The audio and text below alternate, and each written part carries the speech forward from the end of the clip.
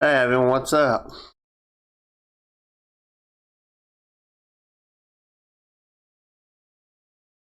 Okay, let me know if you can hear me and that everything's not all jacked up like it was last stream.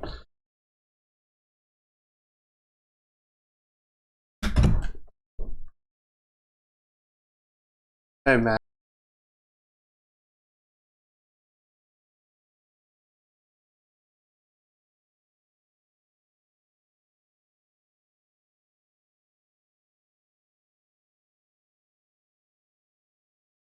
just letting you know. Okay, okay, because yeah, I think I got that NVIDIA encoder all sorted this time.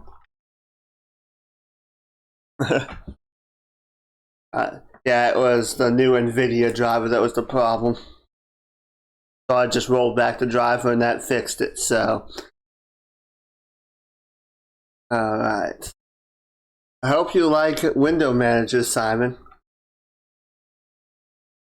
Because we're going to be rewriting my i3 config because I realized I had jacked everything up when I wrote it like 3 years ago, and I'm looking at him like, what in the heck was I thinking? We need to rewrite this. So I figured I'd stream it.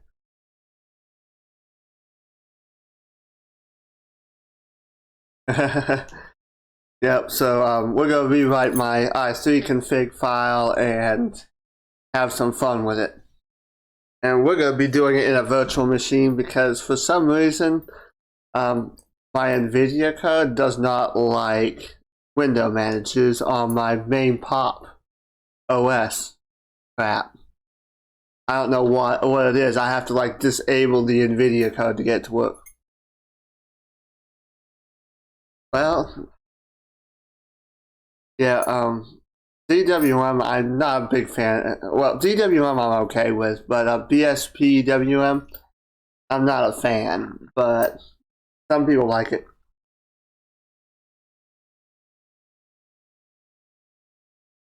But i3,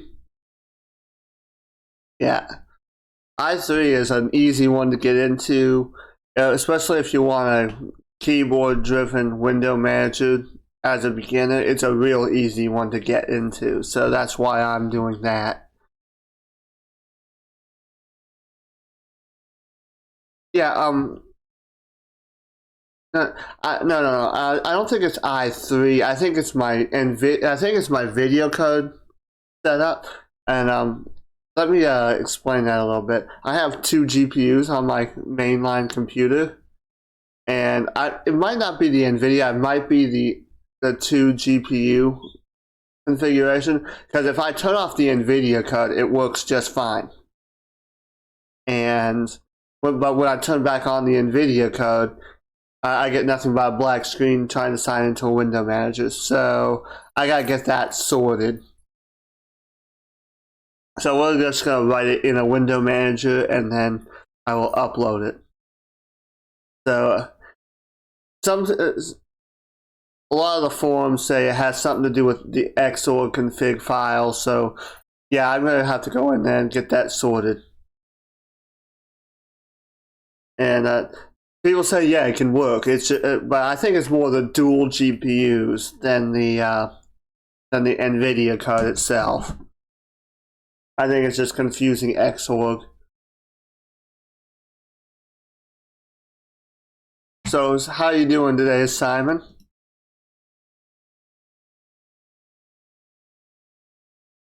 We're gonna give a few people a chance to come in.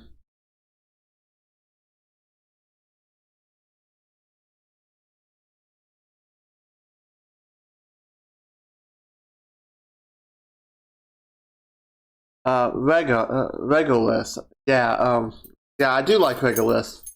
But I prefer the vanilla i3. Gunko, how you doing?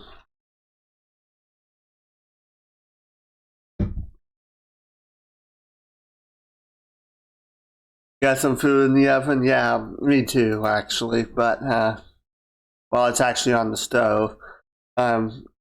Cooking split pea soup.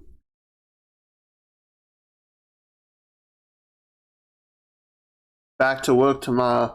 Well, I'm scheduled to go back to work on the 20th. But right now, that's when stay-at-home order for our state, at least the current one, expires. However, they're thinking about renewing it, so.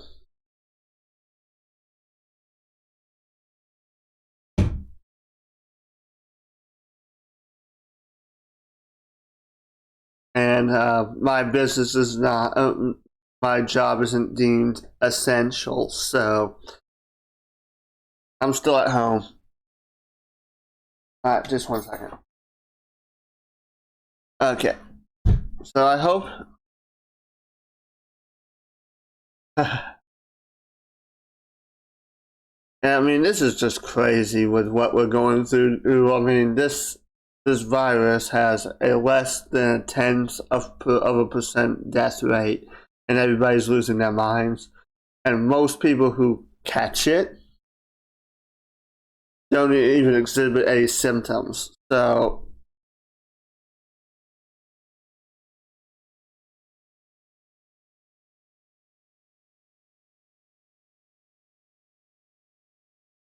at least that's my understanding, but oh well. And okay. So Uncle, I hope that you like window managers. Because we're messing around with i3 in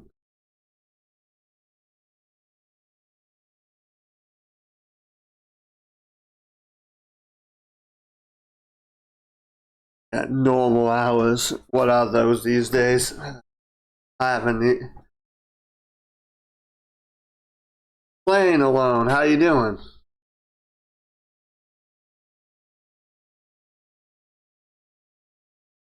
Yeah. Well, we're already crippled by it. It's crazy how people reacted to this. I'm like,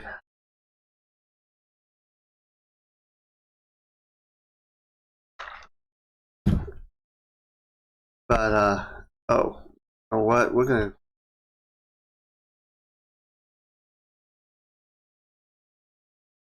50 hours a week. That's not too bad. We're gonna go ahead and exit Steam so that's not popping up. English Bob is yeah, yeah. I'm like, to me, I used to work a job that worked me 72 hours a week. Sometimes. Well, no, not quite 72, but uh, at least 60 sometimes. There was a week I worked a couple weeks I worked 72 hours, but yeah, 50 hours doesn't sound too bad. That's only 10 hours of overtime.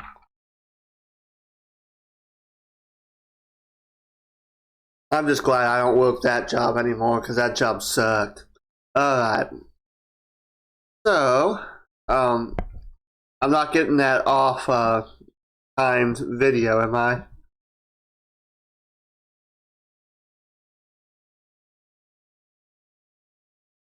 Yeah, I get that. Yeah, yeah. That's why I started doing live streams because I've been at home. I might as well do them. And sitting at home, I might as well do something productive. I mean, okay, yep. Like I said, I think it was that new NVIDIA driver. I rolled back the driver and seemed to fix everything. So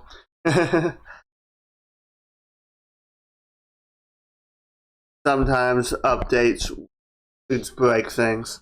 All right, so we're gonna go ahead and get the VM start. Yeah, it certainly does.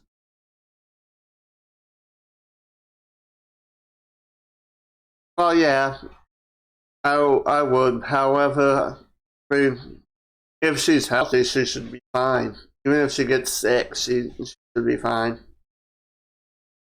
Only those who are already sick or otherwise compromised immune system normally are the ones who get uh, dangerously ill.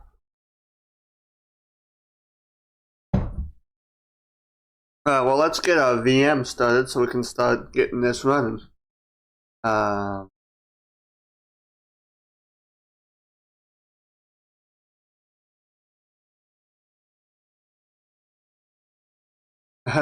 day the Windows drivers will work. I don't think the Windows drivers will ever work in Linux because, really, because the way that Linux and Windows work, that would never work. And the Radeon drivers are really old cards. I think you mean the AMD drivers. Because the Radeon drivers are for the old ATI cards. And yeah, those are, if it still is stamped ATI. Oh, they're Windows drivers? Yeah. Actually, I found that the Linux drivers on NVIDIA work better than the Windows drivers. Yeah, their Windows drivers are a nightmare. But this was the first major problem with the encoders that I had. So,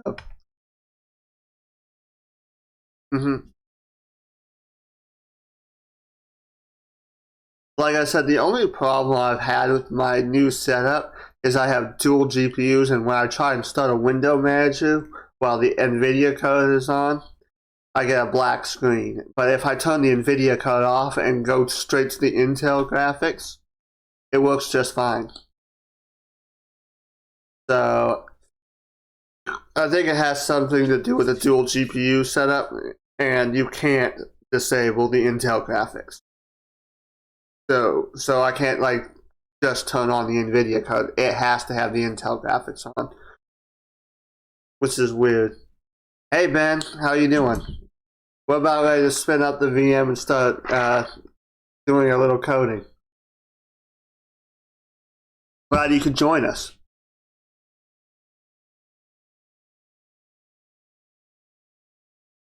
Alright, so let's go ahead. I'm going to go ahead and get this VM started in the background. We're going to be using Linux Mint Debian Edition as my example, so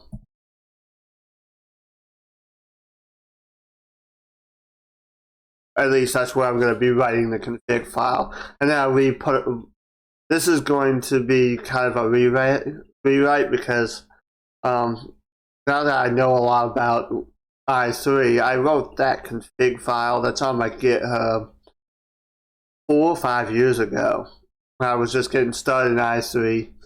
And now I take one look at it and I'm just like, WTF was I thinking?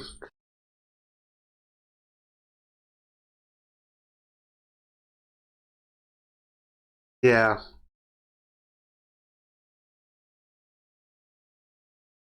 Yeah, well, Ben, you and I were talking about my little problem a couple of days ago. I think it was on Easter, um, about my dual GPU setup and it not liking the window managers, or the window managers not liking the dual GPU setup.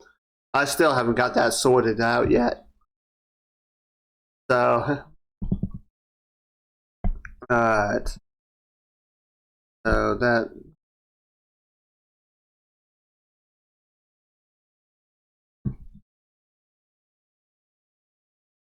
Get that signed in and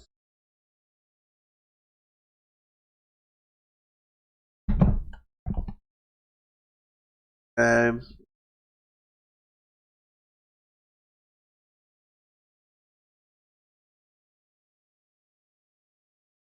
uh,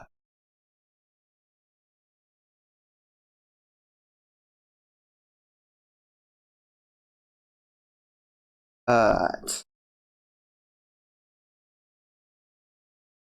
I had to check something, and then we're gonna go ahead and jump into i3. Alright. So restart that VM and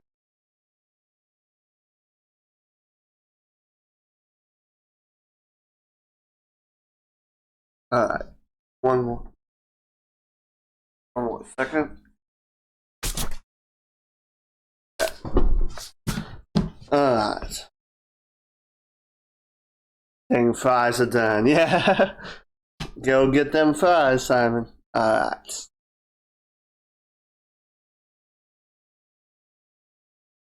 Alright, and here we go.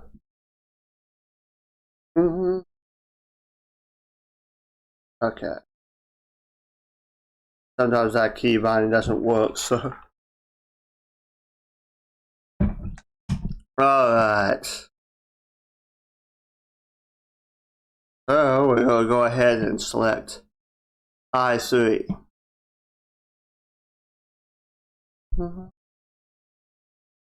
And sign into it. Now, of course, I haven't signed into it yet, so we're going to go ahead and generate a config file. Just a standard one. We'll just go modify it. And then we're going to use the mod key as the mod, the super key as the mod file key, and there we are. And so now, first, before we start, we're going to go ahead and press the mod enter and bring up a terminal.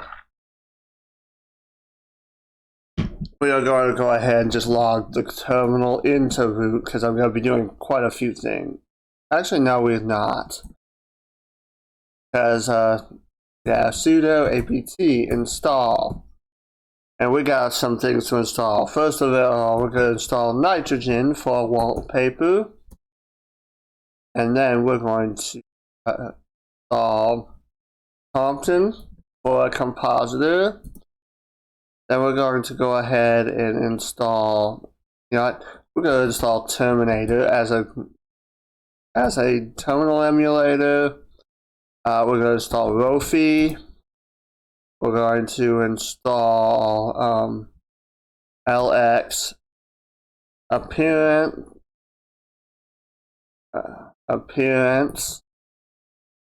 And we're also going to install GTK-CH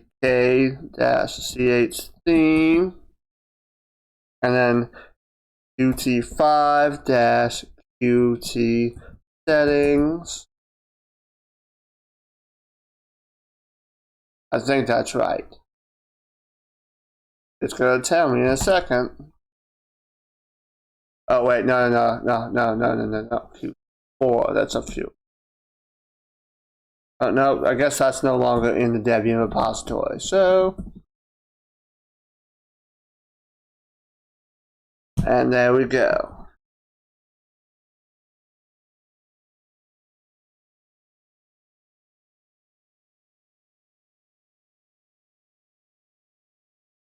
Now we got things all go installed. So now, I believe I have Atom installed on here, right? I think I do. Atom. Then we're just gonna go .config.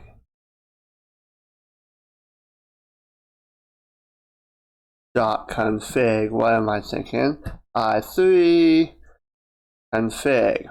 Right, there we go. Oh, that's right. I installed it as a Flatpak. Okay, that's all right. We'll go CD. Right. Go up, and then we'll just CD into that. And we'll do an xdg-open. And we'll just open it in Atom.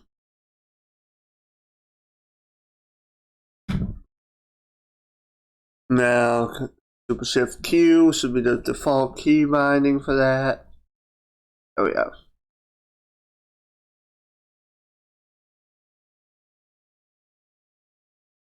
Alright.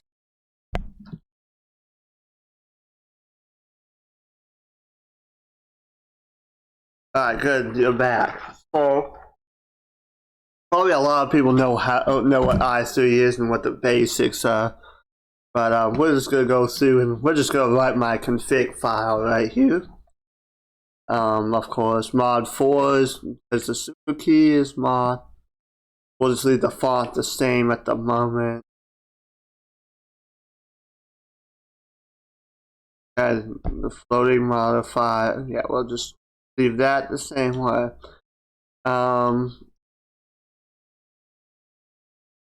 We'll actually change the terminal, to Terminator, and then we're also going to change that key binding to mod T. That's what I usually have. Super Shift Q for kill. Now Super Shift F4. That's what I usually set my kill command for. Alright. Then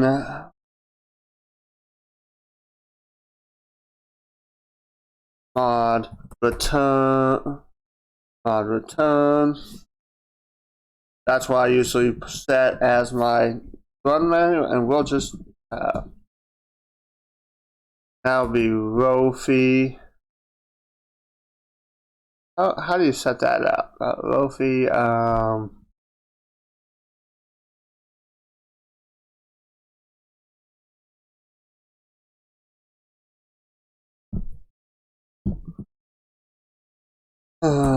let's look that up because I forgot what that command was.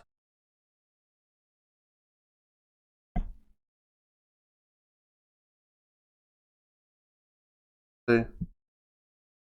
We'll just go ahead and look that up in Brave.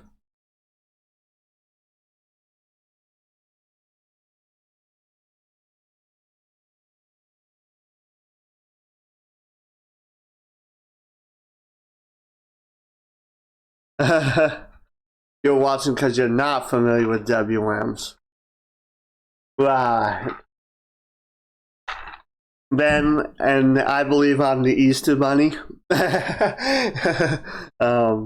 Okay.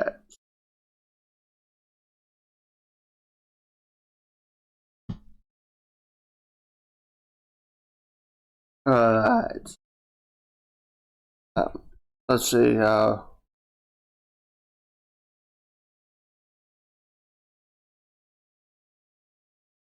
There's a certain thing how to start Rofi.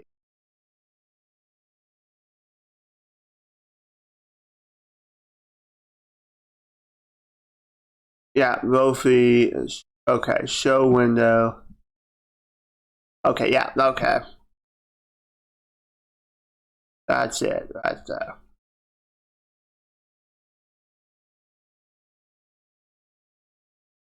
Okay, so I knew there was a switch on it. Dash show dash window. Okay. Alright, so we're just modifying some key bindings, and we're going to go ahead and change this comment out as well for Rofi launcher.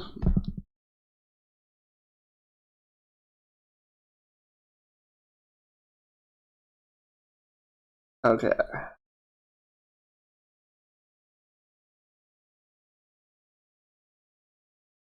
Alright, so now we're just going to go ahead.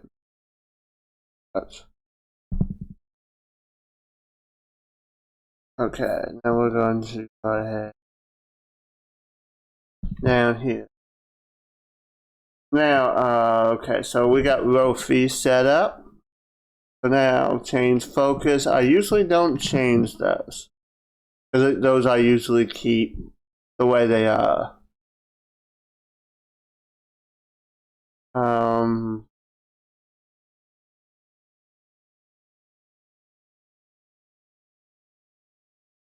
Okay.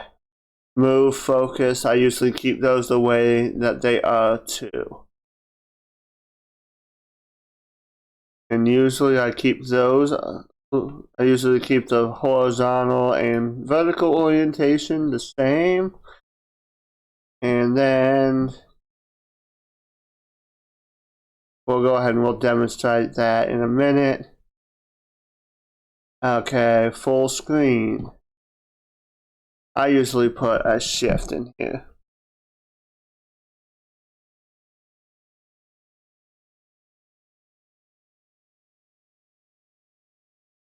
Oh, that puts Control S. Okay.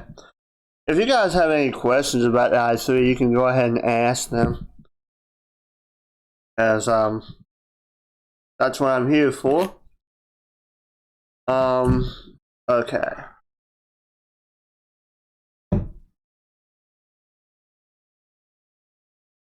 So just let me know.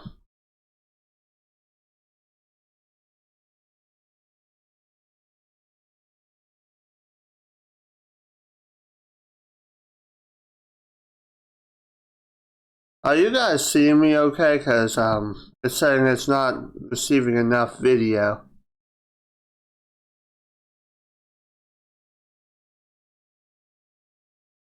Now it's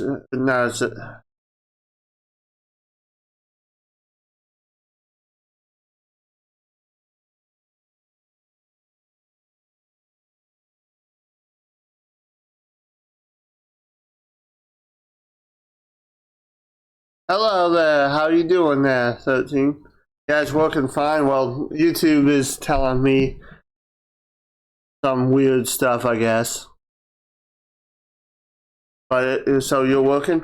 13, how you doing? YouTube is just doing some weird things, I guess.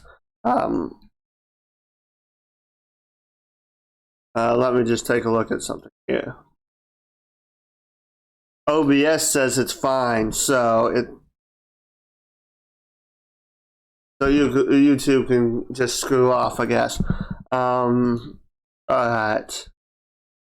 But we're messing around with i3 today, 13, in case you didn't notice. I got Rofi all set up. I got a terminal all set up. We're doing this in a VM, so I figured it was time that I get a proper i3 going, because I took a look at my old config file and I was just wondering what the F did I do when I first set this up about 5-6 years ago. And it was just a jumble, and I was looking at it, it's a jumbled mess. And I was like, you know, we're just going to start from scratch and rewrite the whole thing and take that thing down and put this one in my GitHub in its place. So, alright.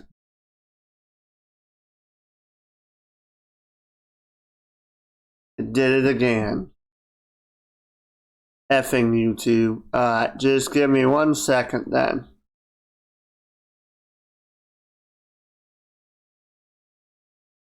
I gotta do something in OBS, and we'll be right back.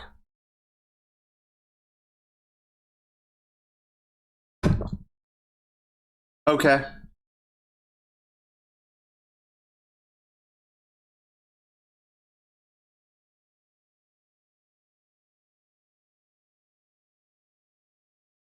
I was saying Rofi. ROFI. So no. Rofi would not be a Rofi in alternative.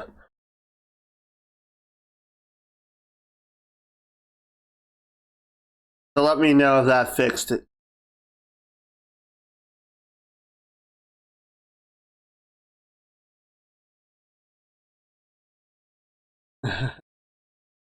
Alright.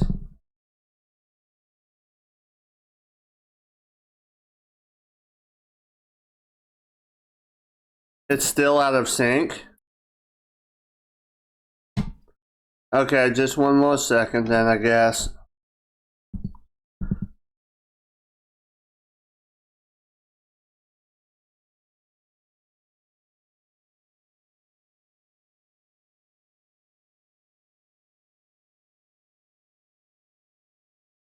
Okay, we're gonna try that.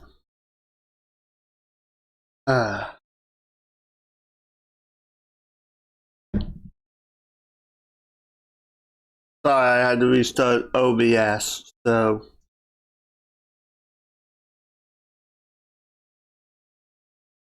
Okay. Well, I am also using an older version of OBS. I probably should update it. That might be the issue too. But okay, let's go ahead. Let's switch back to my screen, and let's get this going. Alright. So we got Rofi all configured. We leave the tiling commands all the same because that's the ones I use. Full screen I changed the key binding to. Okay, we're gonna leave that all the same. Mod shift space, that's the one I use for tiling and floating. Okay.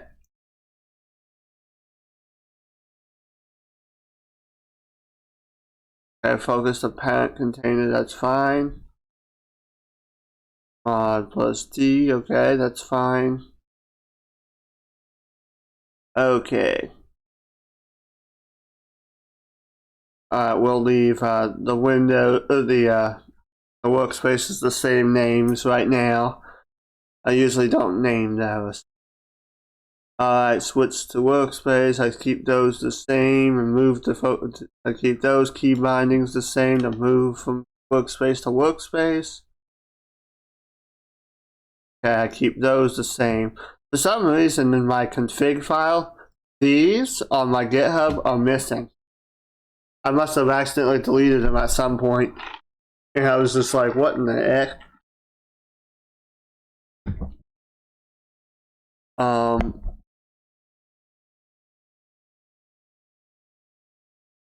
Okay, so I think that's all the key bindings I changed. Now we're going to start with some auto start applications. So we're going to go ahead and comment, and we're just going to do auto start applications. And so to now in i3 to do some auto start, the command to set that is exec underscore always. Alright, and then it's the command. So we're gonna do a Compton exec underscore always, and that would be, and then we're gonna do a nitrogen dash restore. Okay. Let's see. Okay. And then sorry. And then let's see, what else do I want?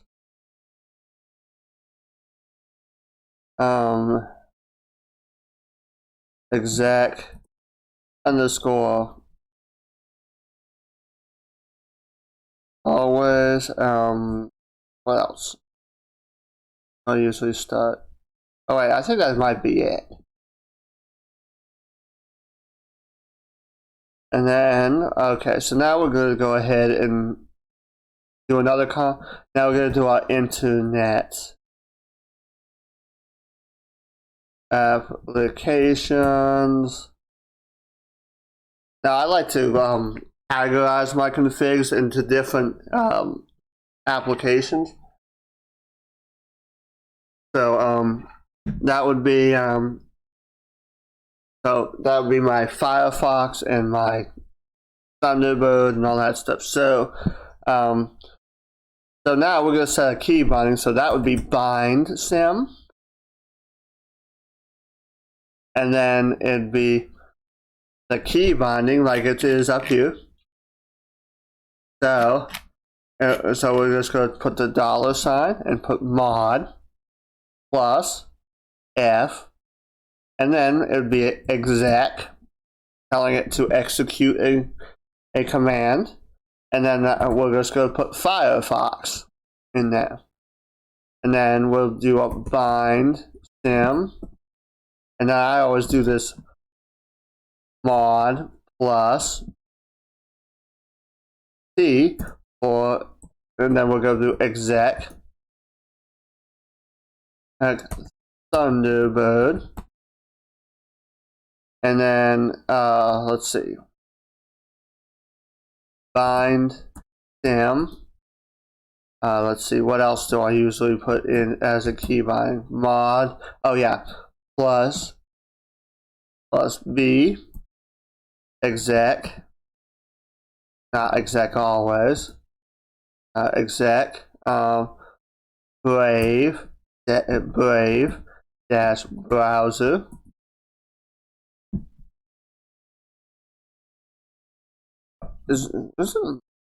Let's see.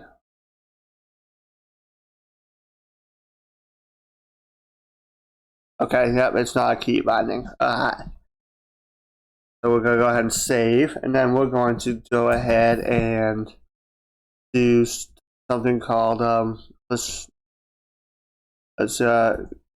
gaming applications, and this one I usually set to. Actually, let's go ahead and let's look at the chat real quick and see if I missed anything. Whoops, not what I wanted.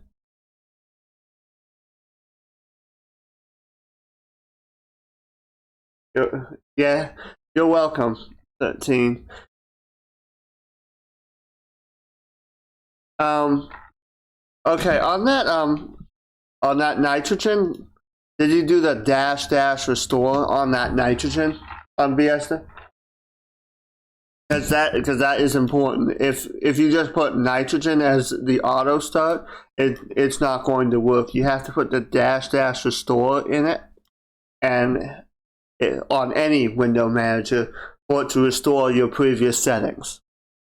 So you gotta make sure in nitrogen that you put that dash restore in that. Anyone have any questions about what I've done so far?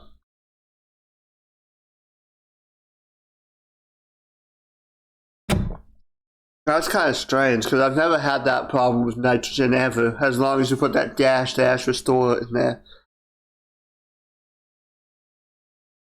But X wallpaper works as well, so as long as it works.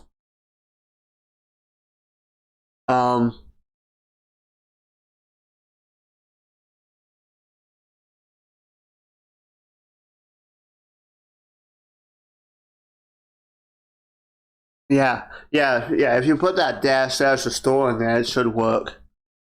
Let's see, gaming applications. Let's see. So now we're gonna go ahead and go back to full screen right here.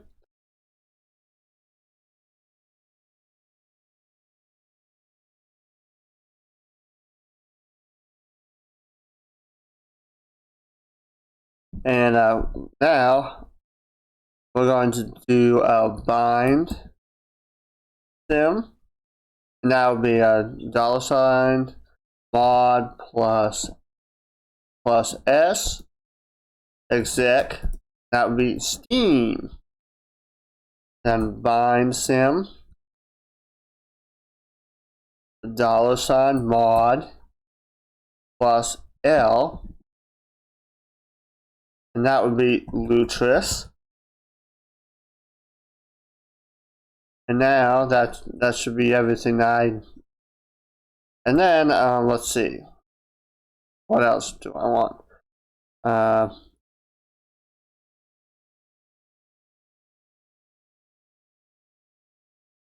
Let's see, what else do I normally set up as a key binding in there? Because I don't do everything as a key binding.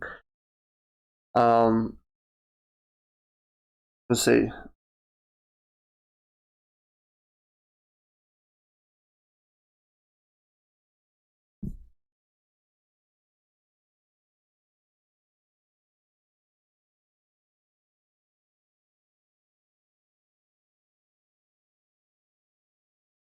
Yeah, as long as it works, yeah. Yeah. Yeah, the cat. Yeah, the cat's here. Yeah. I'm not sure where the boss is right now. She's decided that she hates me today, so She's probably off hiding, staying away from me. But that's Cat. So, we might not see her today. Occasionally, there are days where she just absolutely hates me and will just like stay the heck away from me. Today's one of those days. I mean, if you can see that scratch, that was from today from her. Oh, she's calling me over your laptop. I don't put up with that. 40 password attempts. Actually, let's go ahead. Let's pull up my GitHub because I know there are more key bindings are usually set up in here. So let's go out to my GitHub.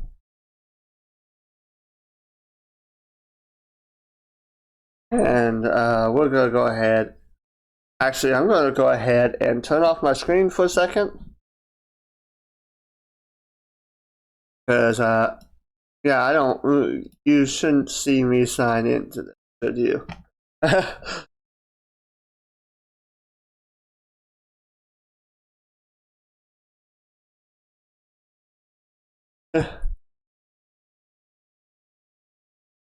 Okay, and that should do it. And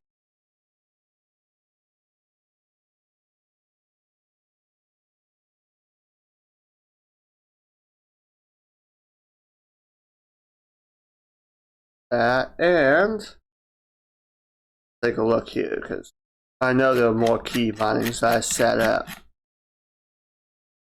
Okay,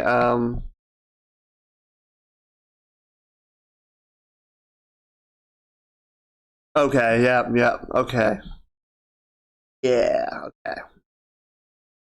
That tells me everything I need to know.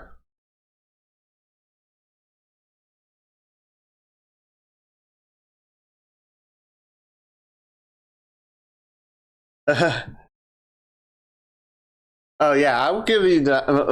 I'll be uploading this to the GitHub, but I just didn't want you to see my login information.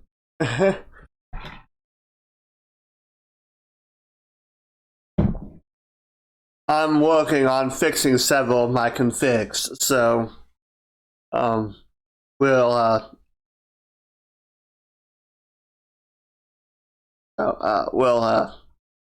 we'll probably do those in live streams. So because I did take several of them down, so because they were all screwed up, like this one was. Okay, production.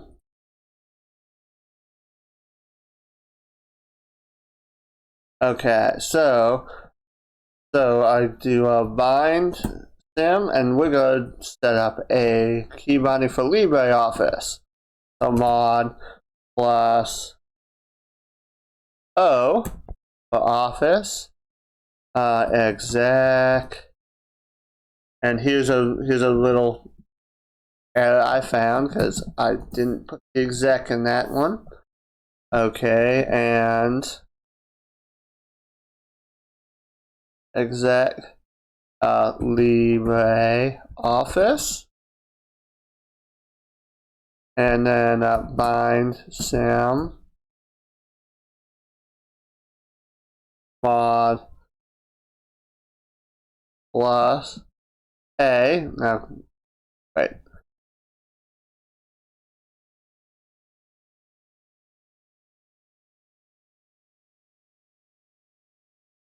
Oh, no, I can't do that because that is a key binding somewhere else. What is that?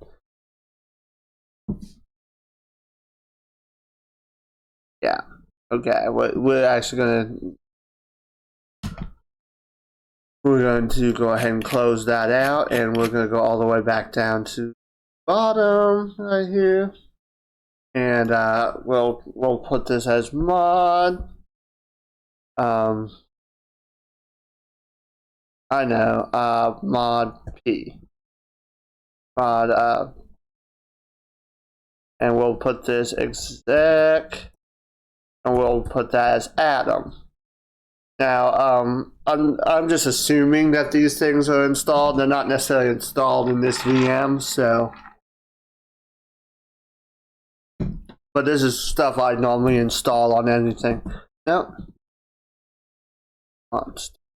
Atom. There we go. Now, and then we're going to do file. But we're going to put one for my file browser, and that one usually is bind sim. Then it's the $mod plus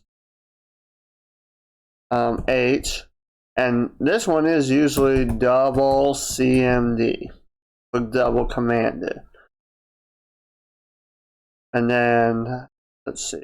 I think that's about all I usually set up for. Now for the now to see if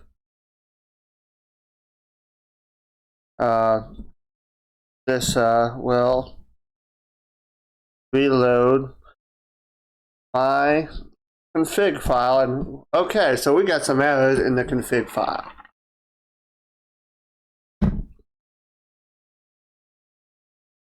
No errors. Okay.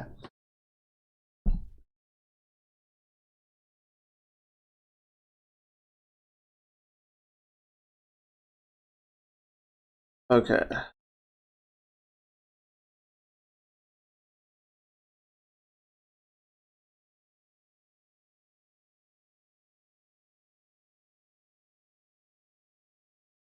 Okay.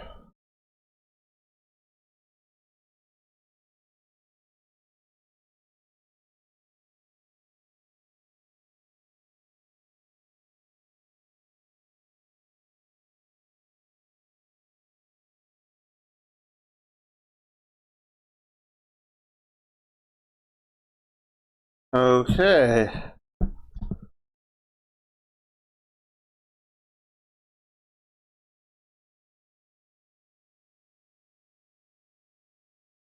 Okay. Okay, I have a duplicate key. I have a duplicate key binding. Okay.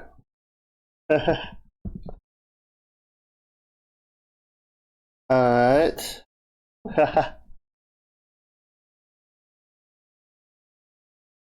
Oh, I didn't share the screen. That's stupid.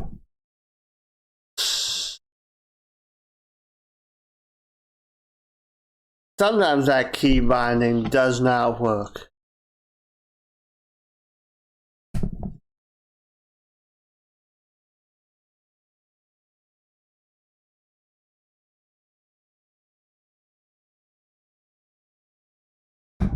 Your config file, I found with filing window managers, your config files are never complete. You're always changing them. All that stuff. But yes, I did forget. Yes, it did not share my screen for some reason, and that's kind of a bug with my version of OBS. I probably should roll that forward. But I think I'll wait until 20.04 comes out, because then it'll just update my OBS when I update my operating system. So I might just deal with it. But as you can see, we got some errors right here. And let's see, error config and file. Okay. Alright, so just 1 second. Be right back.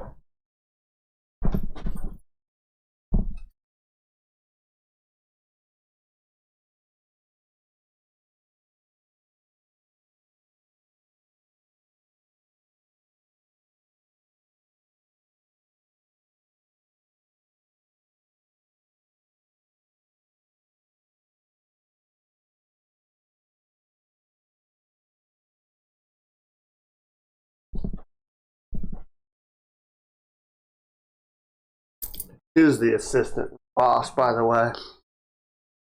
Okay. Fine.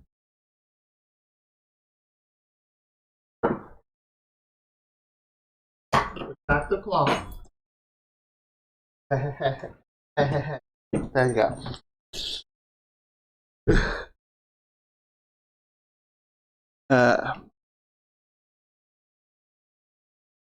She sometimes doesn't get the whole retract the claw thing.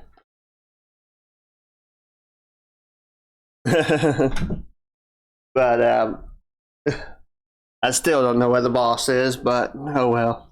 Okay, let's go ahead. Let's go ahead. Let's open up Adam again.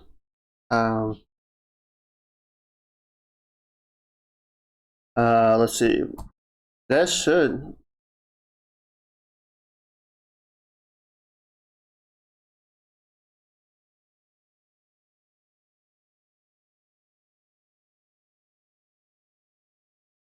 Okay.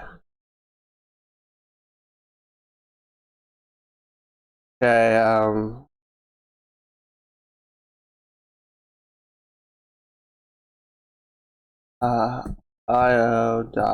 io.adam. Right. Actually, Joseph Q again.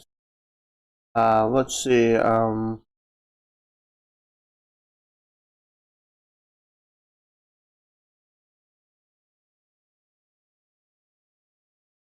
Not going to work. That's right.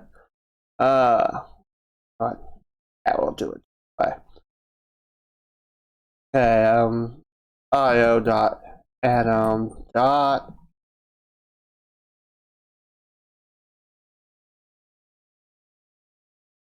Flatpak. Run. Okay, let's go. Oh.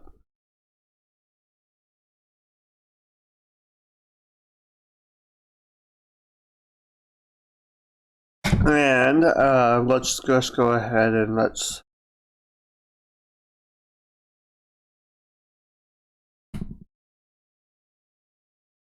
move that there.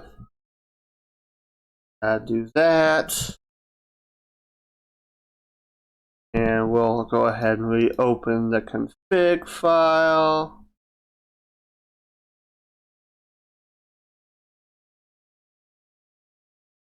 Home control H dot config i3 big. Close out of that stuff. Alright, so let's go ahead, let's show the errors. Okay.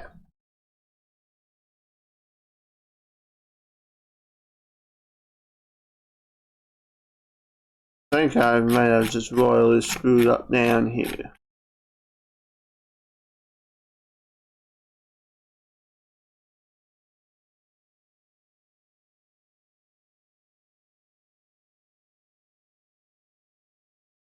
Alright, so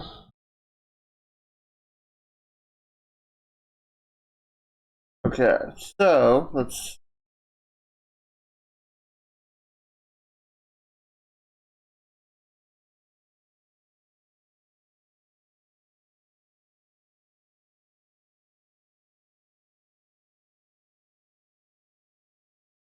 alright.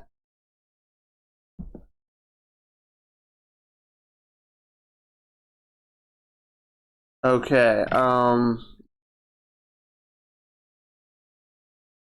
I've seen that error before.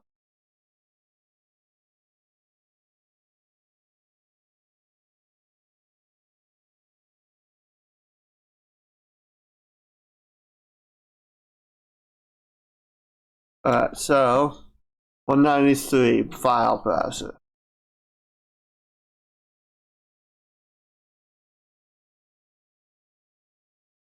Says that that's an error.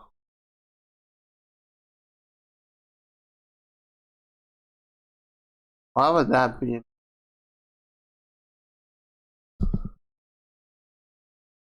That's a comment line. 194, it says that's an error.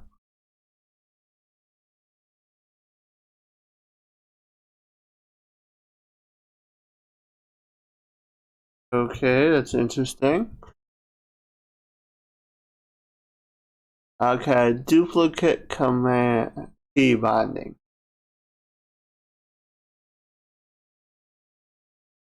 Mod E.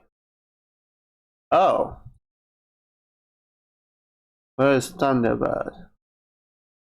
This is why. Mod T, mod M. Let's change it to mod M because it has a duplicate. And then mod S is a duplicate command as well. Okay, so let's actually go and see mod plus S. Let's see what that executes.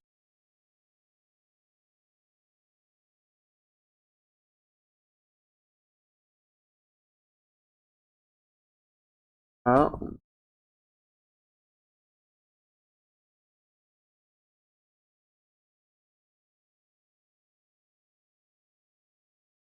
Uh, let's put that in quotes. Oh, okay. Like last I checked, that was not a default key binding for anything.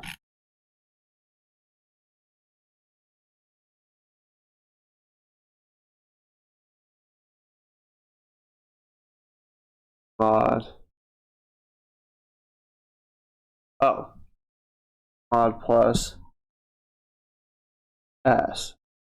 Now let's just put dash G and then mod plus L. That's a key binding. Somewhere mod plus L. L. Oh, that is a key binding somewhere. Okay. Let's change that then. Mod plus let's just put it as a mod plus W and plus control S. That would probably be why I'm seeing the rest of those errors. So let's go ahead. Let's try this again.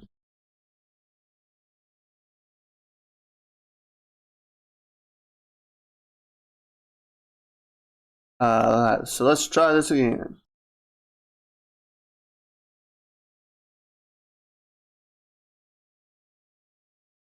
Alright.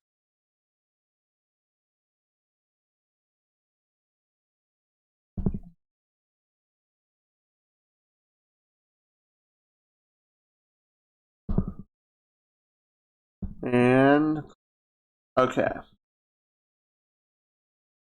Okay. Now it says errors in my config file. Okay. Still says that that's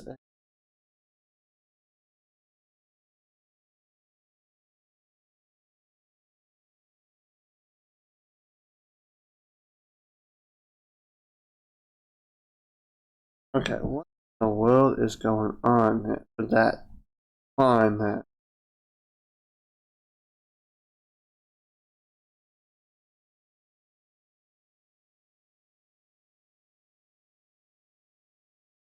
Okay, edit config. Let's go all the way down here to uh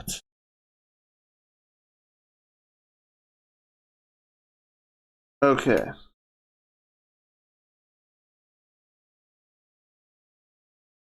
Okay, so now it says that this is an error.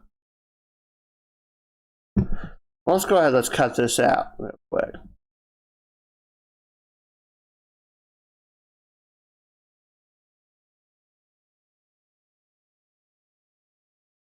Okay.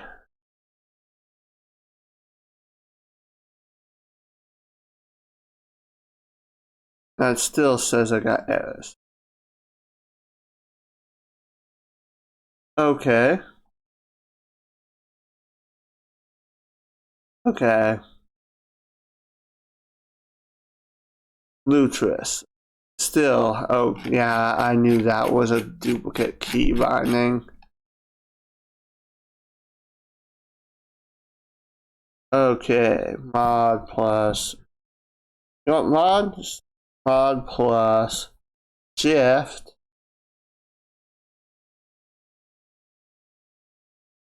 plus L.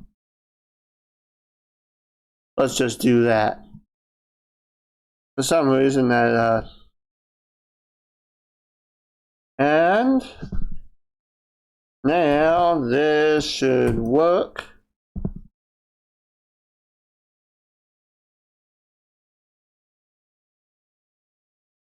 Okay. Alright, I think we've got that all sorted, so this should bring up Rofi.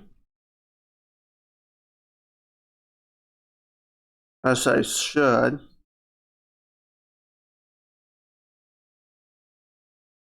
That should bring up Firefox on F4. Now, why isn't Rofi responding?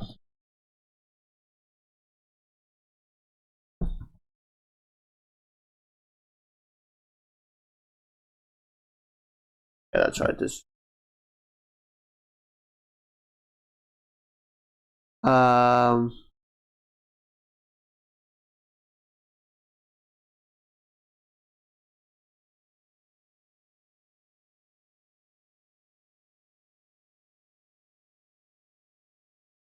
Oh.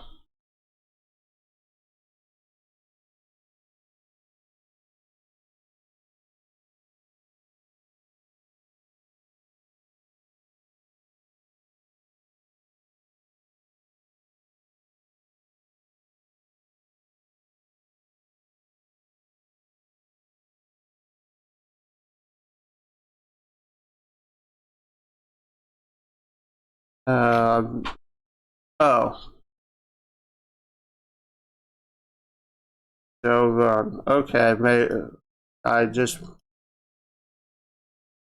Okay. Alright. Okay.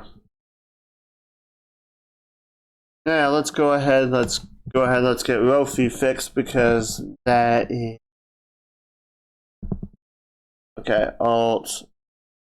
Okay, so Windows Enter. Okay, Windows Windows T. Atom.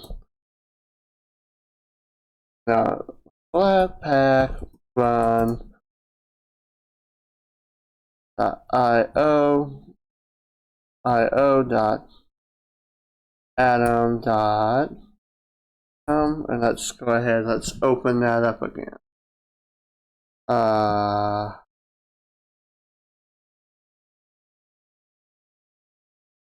And then we're going to go ahead.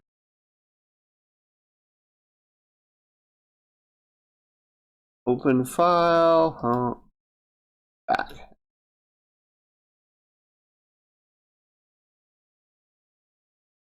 Storage. Oh, crap. And then i3WM. And we're going to go to Rofi here. Go. Run. Okay. Okay, and then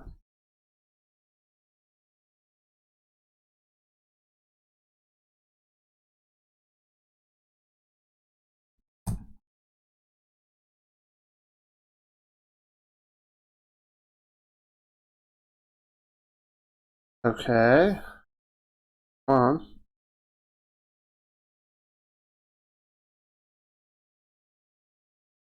Oh. That would be why.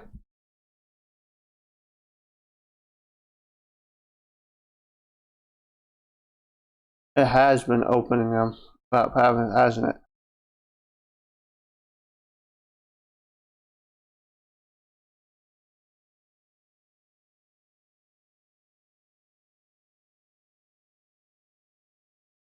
Okay. Alright, let's take a look at this. There is an error in my config file.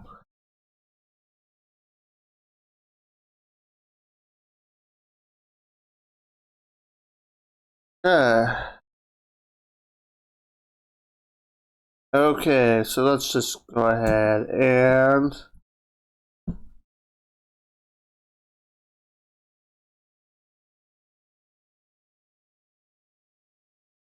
Nautilus. What was I thinking?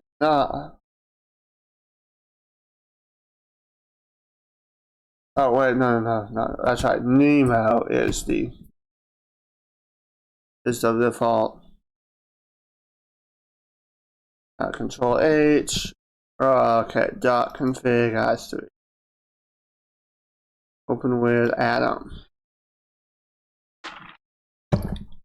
Okay.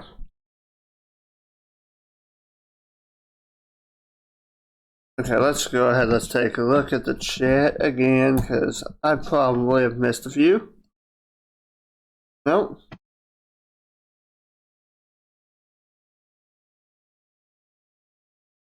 Okay.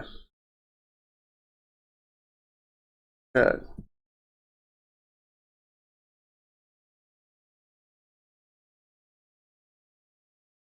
Okay.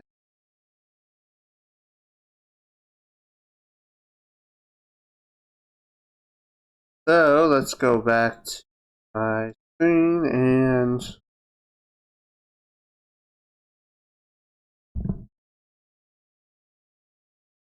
yeah, I understand that. I'm just like okay, well not okay.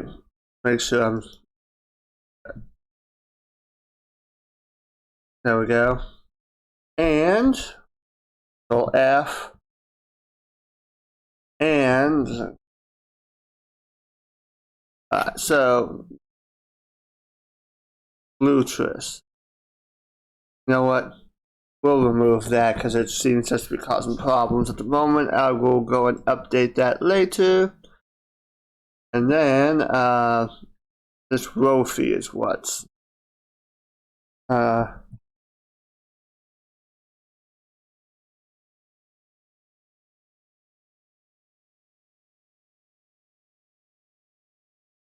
alt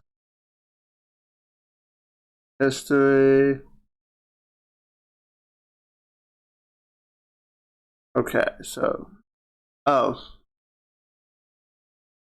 that what it is? Okay. Okay, so Rofi, where are you? Launch the terminal Rofi.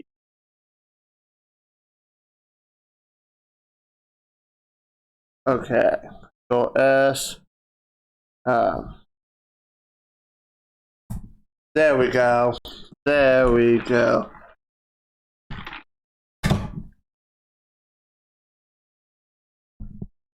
There we go. So now we've got that sorted. Alright, Super Shift Q. Inside Super Shift Q. Wow. Got used to the default. So now we're going to go ahead and set up I actually escape for a second and open up Firefox again. Oh, it says I have an i3 config file again. Show errors.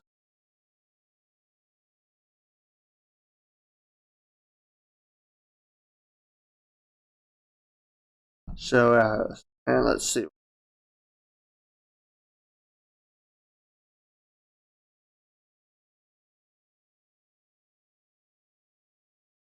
Line 1. Okay, okay. Edit config. Oh.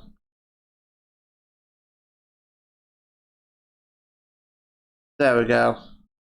Apparently I put it in inadvertent. So let's just search some sort of wallpaper, Linux Mint. Okay, so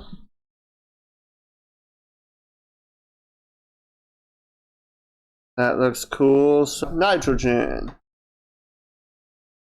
There it is. Nitrogen.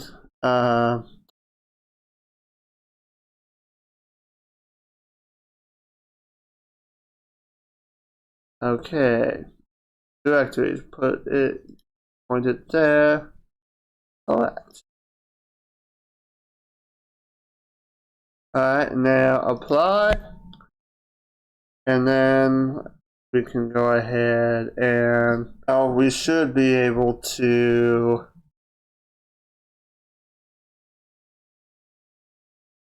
restart, and that should come right up.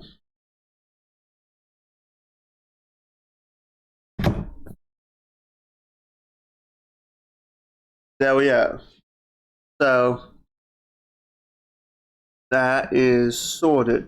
Now, now it should be running Compton, but I have not yet put a Compton config file in there. So let's go ahead, let's go to my GitHub again and pull down my Compton config file, because I know that works and it's actually set up the way I want to. So we're going to go ahead and bring up Firefox. We're going to go to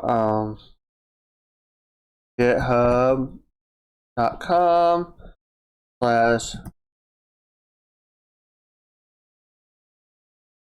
that should be okay.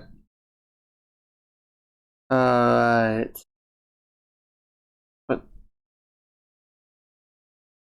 Okay, let's actually go right here to Brave again, and oh, okay, that's what it is. Okay, that is what it is. Okay, that's right. Because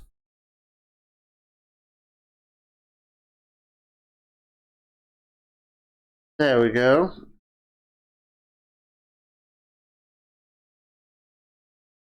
That should be my GitHub.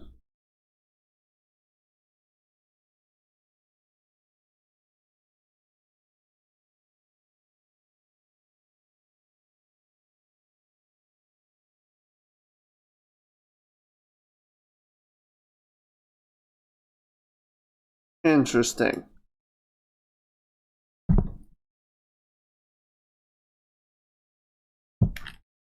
Okay, interesting.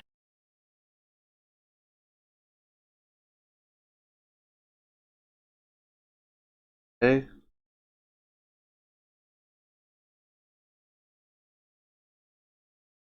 Alright.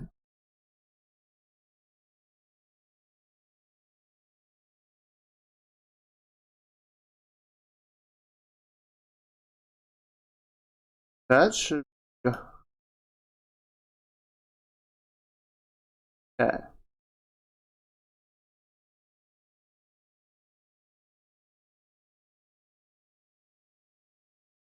Uh,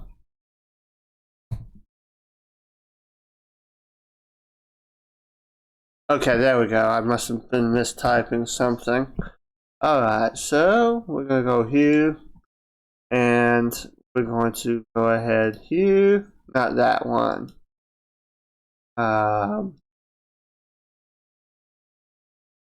Compton.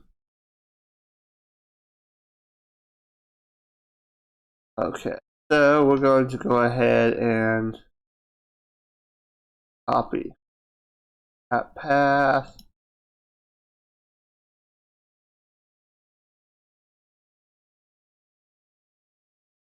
Okay, now we're going to go ahead and bring up this sudo apt install get. I forgot that.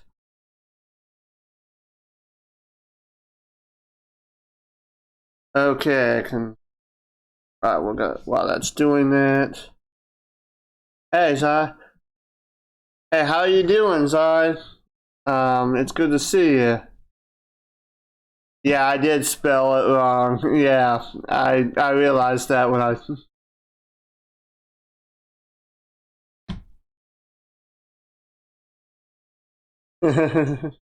I spelled penguin wrong and when I was entering in my GitHub. And we're going to do then we're going to do a cd.config. Then we'll do a git clone bullshit v. Oh no, oh no, maybe I got that wrong.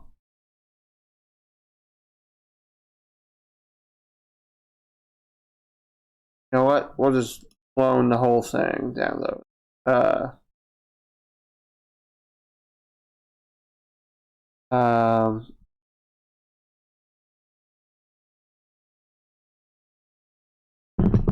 I gotta redo my GitHub. And then cd / now we'll do an ls.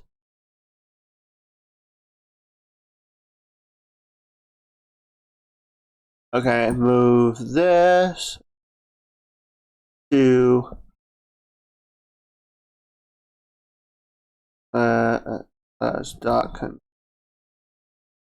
exit. Okay, so now we're gonna go ahead and see how that's placed there. Now we should have effects.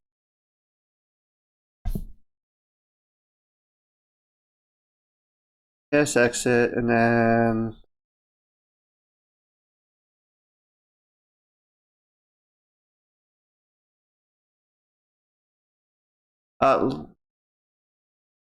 yeah, I'll see you later, 13.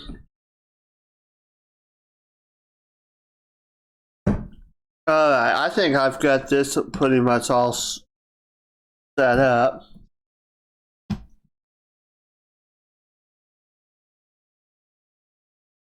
That's interesting. Nitrogen is doing some interesting things. Okay. Let's go ahead, let's do this, and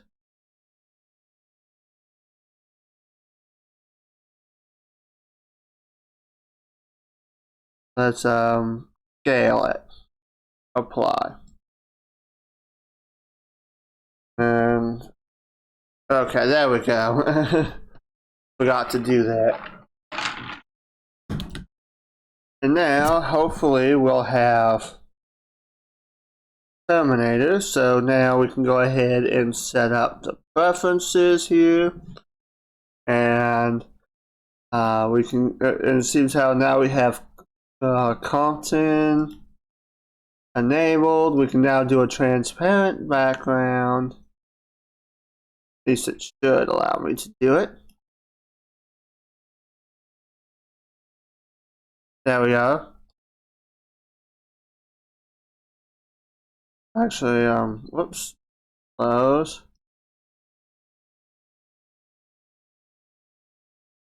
Preferences, again, I like a little bit more transparency, but I wanted to make sure that it's working. Profiles, background.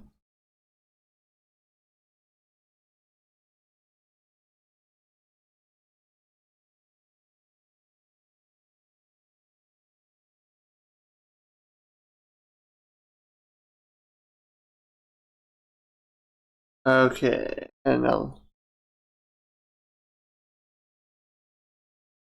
alright, so Compton is definitely working. Alright. And yep, I probably should enable 3D acceleration on this because it is lagging a little bit, but that's alright. I just wanted to make sure that was working.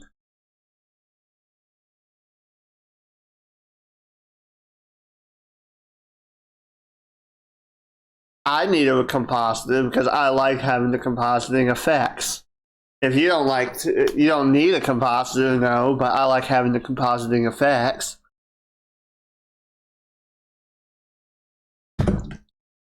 Go back and install Art.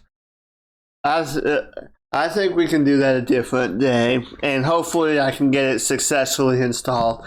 I deleted that VM because it was utterly screwed up. But no, you don't technically need a compositor. I like them, so that's the way I like to run my window managers. If you don't like a compositor, that's fine. No, because you see, all your desktop environments like GNOME, Mate, all that stuff, all have built-in compositors and everything else. So no, you don't technically need to turn that off. I've never had a problem with compositors with gaming at all. And really, if you have a good enough video code on your machine anyway, graphics code, it shouldn't matter.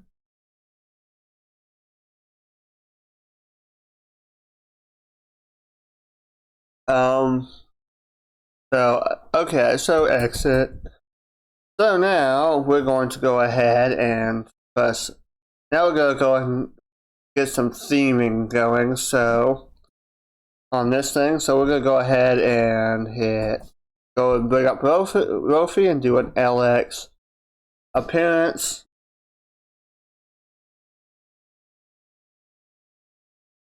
And this should allow me to theme my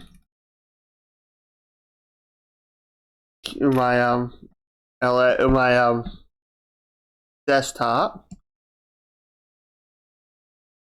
I actually do like that. So we're going to go ahead and apply, close, and that should theme my. There we are.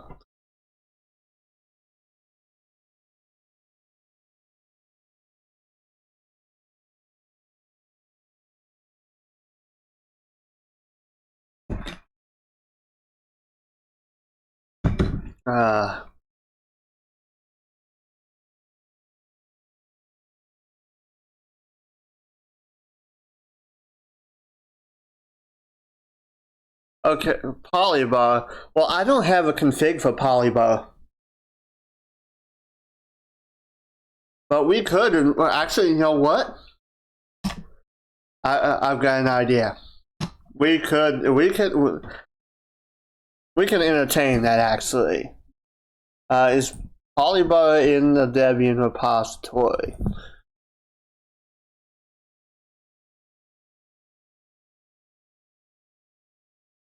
You know what? Seems I'm streaming and all that stuff. Let's I'm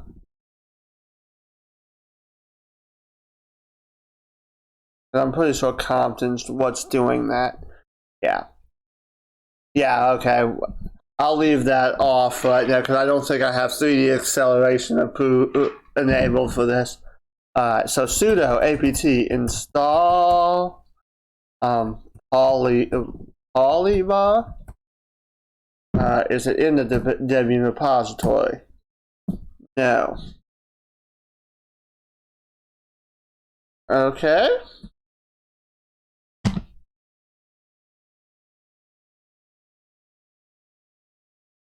Okay, but we can go ahead and do Polybar, but I'm gonna have to build that from source.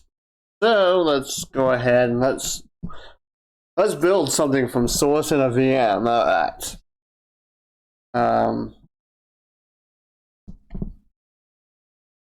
Okay, Polybar config Polybar GitHub. And then we'll just pull down Derek's config. Because I'm pretty sure he has a config for Polybar. I'm pretty sure he does.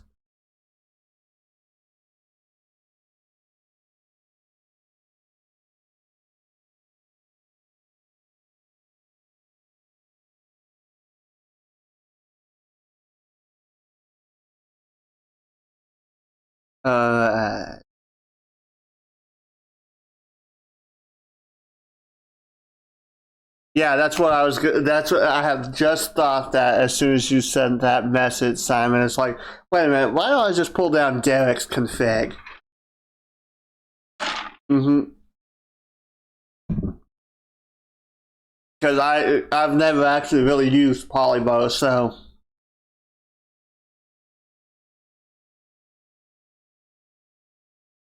Alright, so let's take a look at here.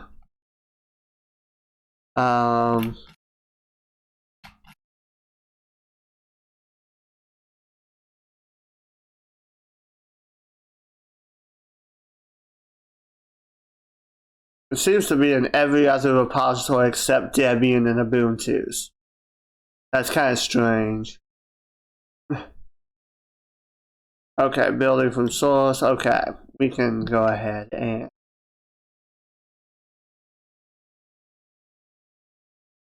Okay, it's just a standard CMake. That ought to. Okay, so I don't even need to have that. I don't even need to look at that, I guess. But I'm going to go ahead and make a directory called get. And we're going to move polybar into get. And then we'll go cd into get, and then that should be in cd polybar. And then we're going to make a directory, build, cd build, and then it'll be a CMake. Oh wait a minute. Are there any dependencies? I have that. You know what? So let's go ahead. Let's move that over here in dependency, right there. Back. Okay. So that would be a apt install arrow with xcb. Pretty sure Python that should be installed already. xcb dash.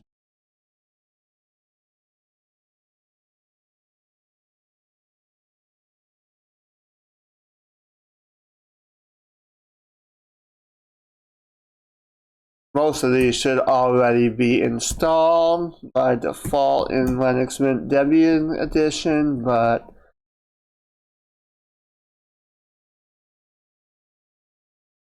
okay, yeah, they probably are then. But well, let's just do a CMake and see what it comes up with.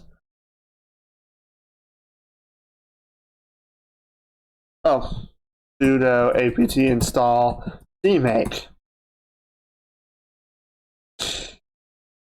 I should have knew that.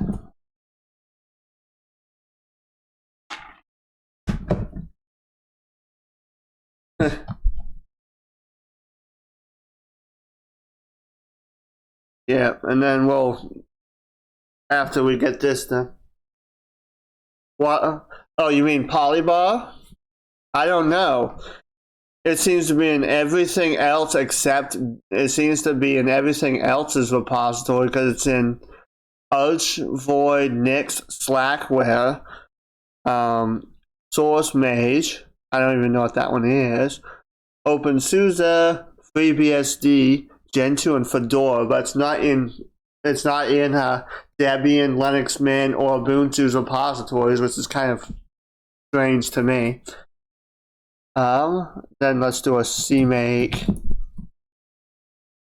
And this will tell me if I have something missing.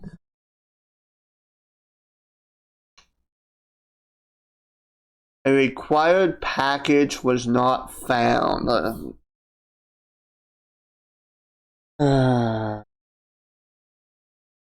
Okay. Okay. What package was not found?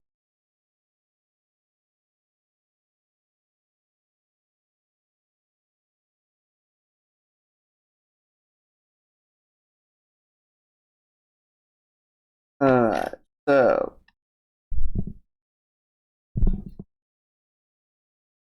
Okay. Okay, there it is. No okay, so we'll go ahead and apt install that.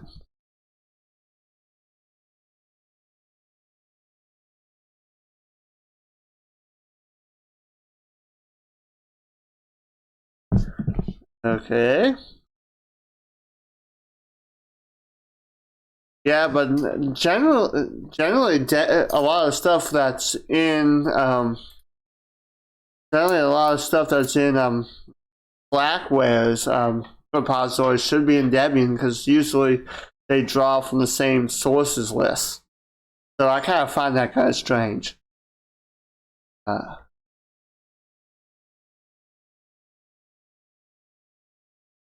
I'm surprised that Cairo's not even in the dependency. Let me see. Let me look that up in the Debian wiki. Actually, um,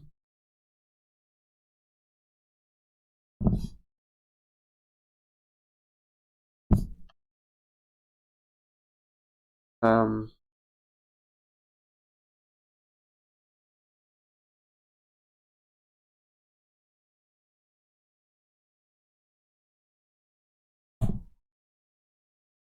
let me look at that in the Debian wiki and see what we can come up with. Okay, and we will bring this to full screen. And see how I can get that installed.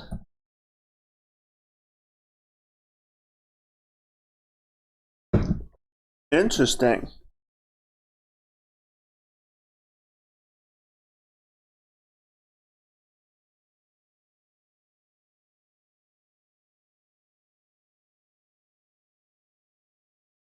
Okay.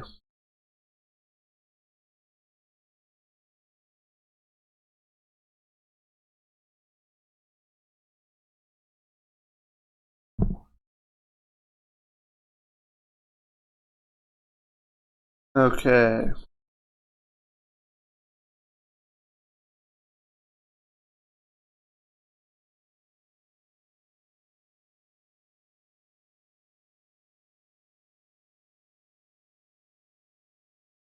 Okay. Okay.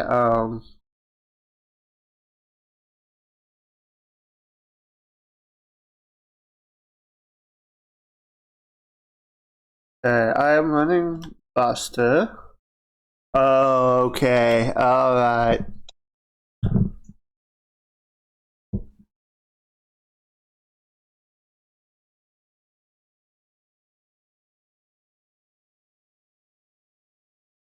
It's probably this right here.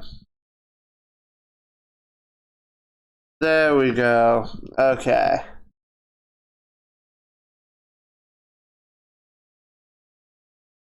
So that probably will do it. Do I have a mechanical keyboard? No, I'm just using a standard laptop keyboard right now. I probably have one sitting around somewhere, but I'm not using a mechanical keyboard. Me, I'm one of those people, I don't really care if it's a mechanical keyboard or not as long as it works.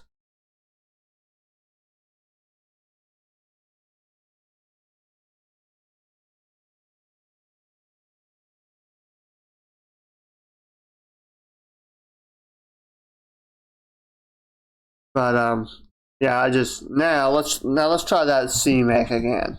I bet you that should fix it. No. Okay. Okay. Nope. Now that's a different error. It did find that, so okay.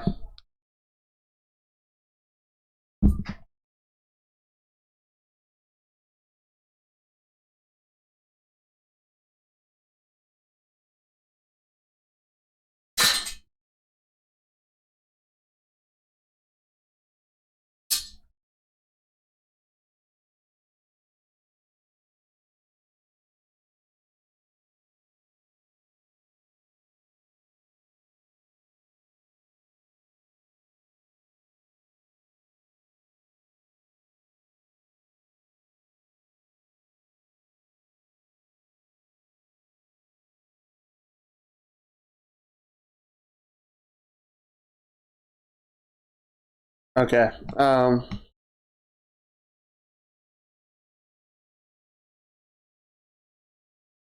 Okay. Now, Sid, we're running busted. Let's do this one. Alright. Actually, let's go ahead. Let's take a look at these dependencies. Okay. Python. That should already be installed. Okay, that should actually be it.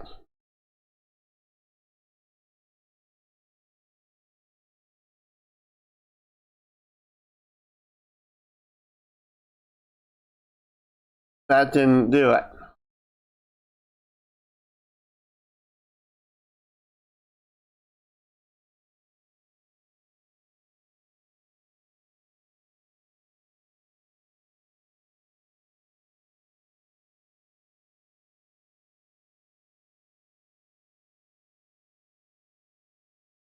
Okay.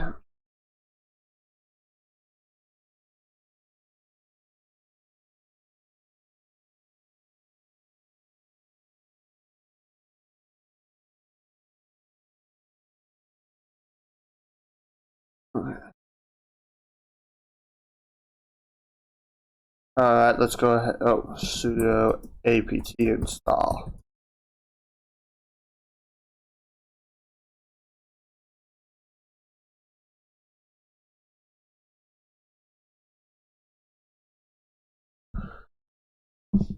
As if I could actually get this built. Okay. Okay. Okay.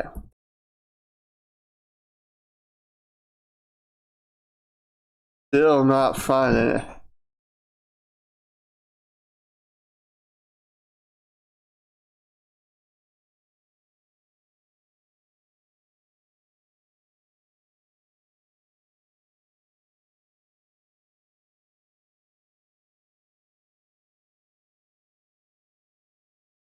Okay.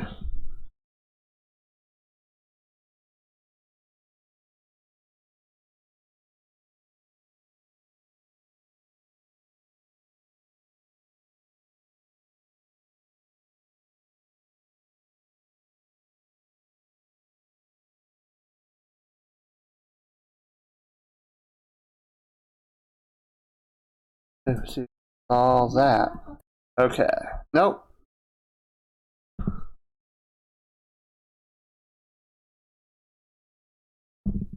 Come on. This. Okay, there we go.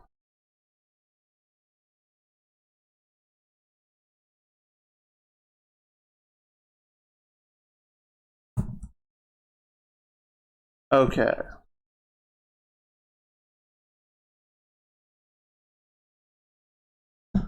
Okay.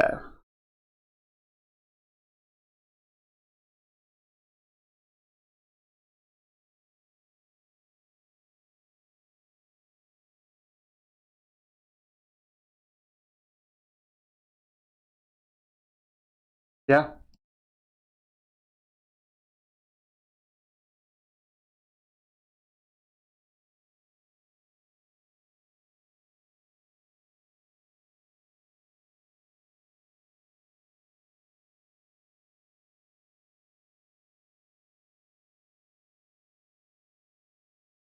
Yeah. Well, yeah, troubleshooting and building from source. This is building from source, and funny. Honestly, I don't mind building from source most times. Most times I can figure it out, and I have built Polymo before, so I know it is possible on a Debian system. Okay. Okay, so now that is okay. So now, but that is what they make. That is what they make Google for.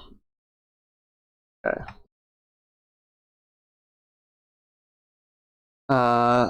That's what they make. That's what they make search engines for. So, uh, God.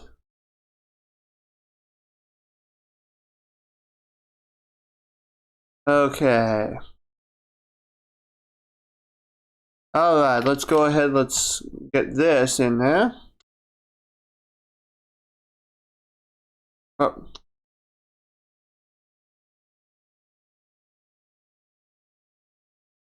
This we're going to copy, and this we're going to paste. Oh. Sudo apt install that. Okay, that is already installed. Oh, it's gotta be the dev. It's gotta be the dev, that's right. There we go, and now, now this is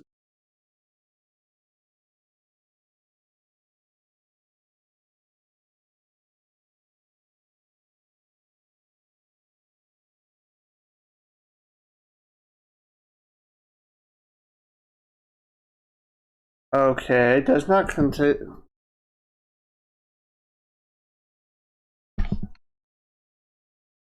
Okay, configuring incomplete.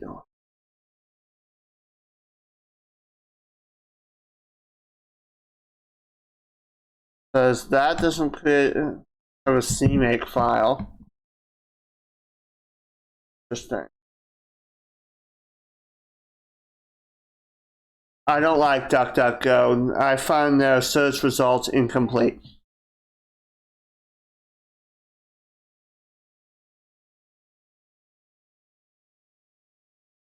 I would rather deal with Google, and I'd rather deal with Google and stuff than deal with DuckDuckGo, because DuckDuckGo does not find everything that I need. I find that their search results are incomplete. I find that they're not ranked properly. It takes me forever to find what I need, so I'd rather deal with Google, just because. Start page is okay. And SearX, I have the same problem with DuckDuckGo on. Start page is okay, but still, start page is not up there with the Google as far as search results.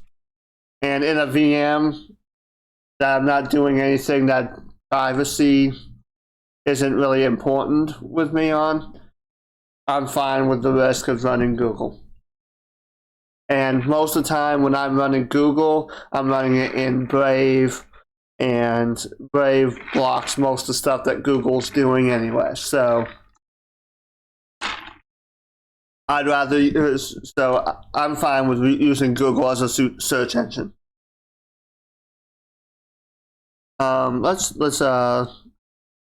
Okay, so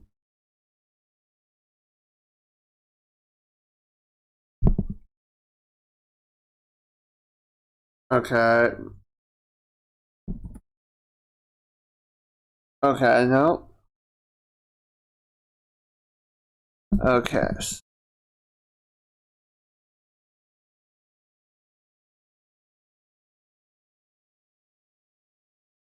Okay. But now it's saying I have everything. Okay, so it says target polybar. Okay. Module support i3, that's correct. Yeah. Okay, so it's not, so it's just saying I don't have a CMake file.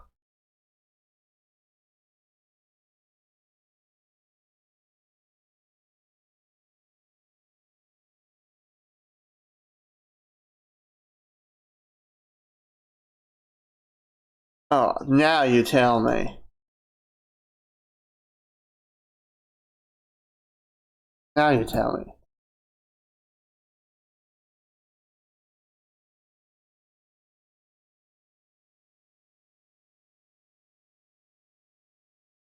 Okay. You know what, let's just do rm-rf build. Let's do a /.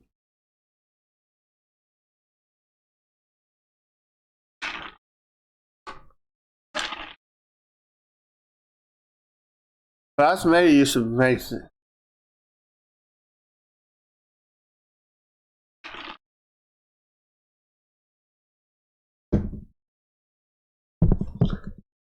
Okay. And now it's saying no package. Also found.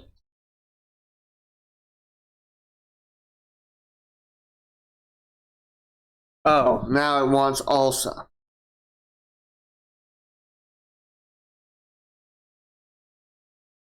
Why isn't also installed? Also utils. Okay, yeah, also's there. Okay. Maybe we won't get polybar running.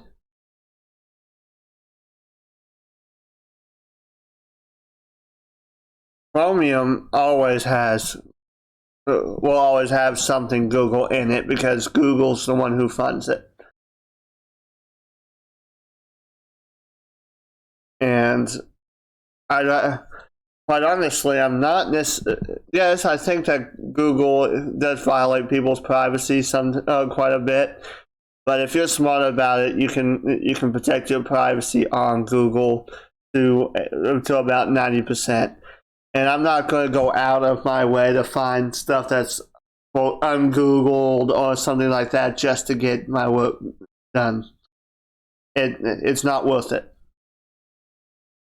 I got work to do instead of trying to yes, but it's funded by Google, and Google builds its stuff in into Chromium, into the Chromium source.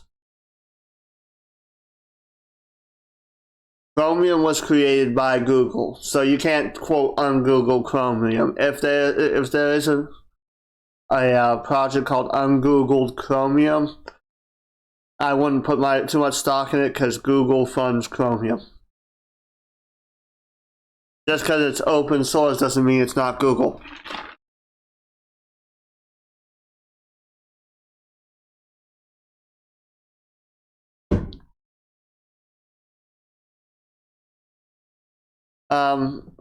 I'm fine with just using Firefox and Brave.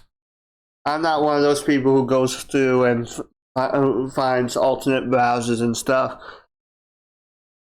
I use Firefox, Brave, Waterfox, and I'm happy with that. Okay, let's see what's.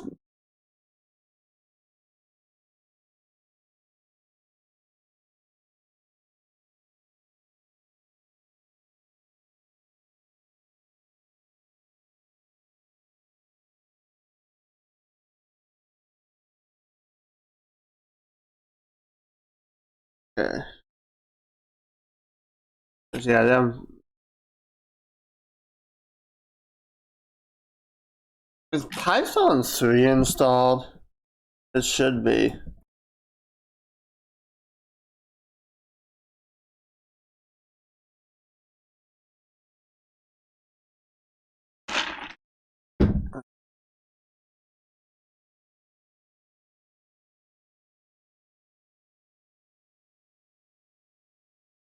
My Firefox works just fine, and I don't know Vim key bindings. I've never learned them, and I probably never intend to learn them. I like my standard graphical text editors, and they work for me. And I don't see any point in learning Vim if I'm happy with what I have.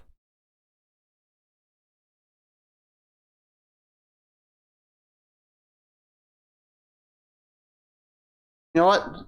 Let's see if someone actually built an APT package.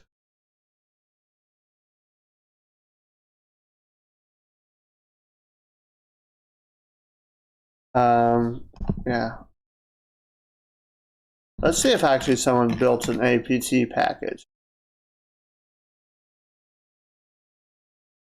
Yeah.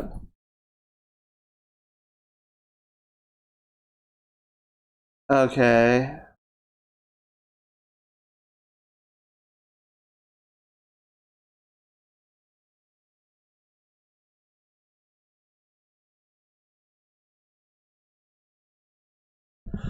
Okay.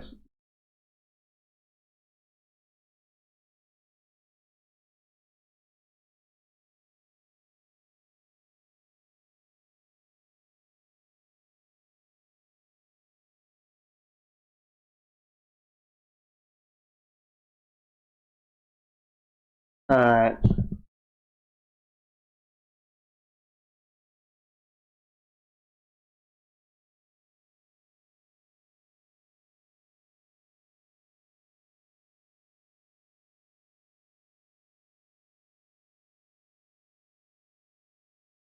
Okay. Okay.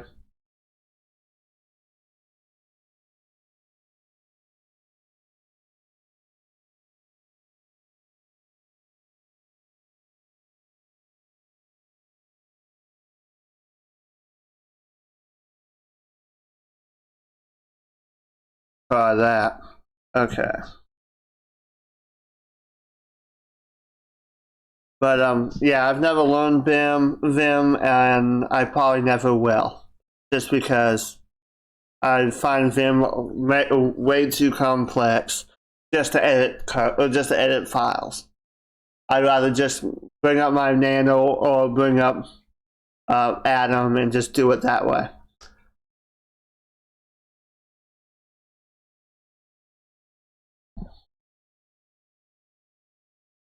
Alright, so let's so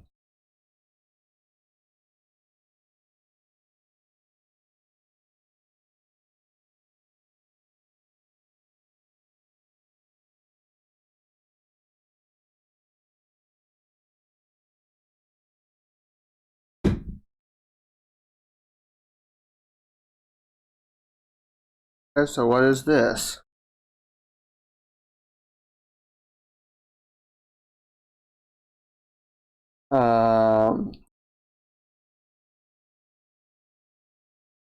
Okay, there it is. Alright, we'll go ahead and we'll install that.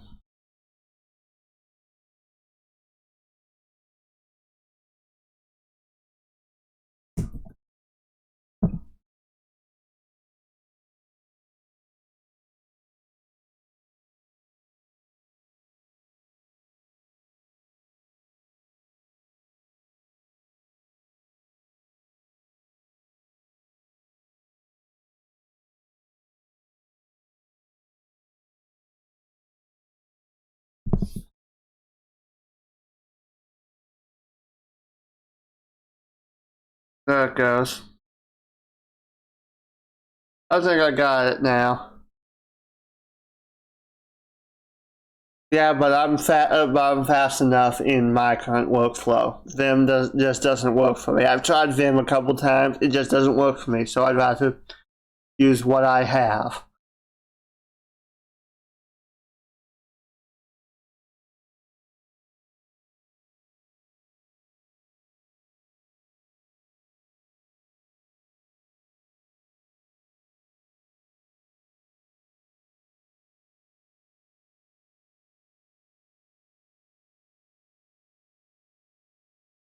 So yeah. Someone could make an APT package. Yeah, but I tried to find one and didn't. But this seems to be working now. It seems to be working just fine.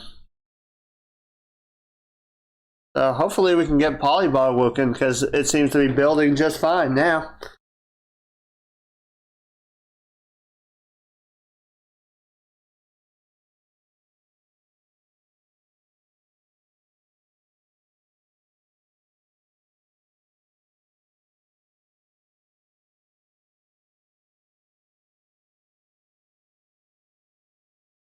And then hopefully we can get Polybar running.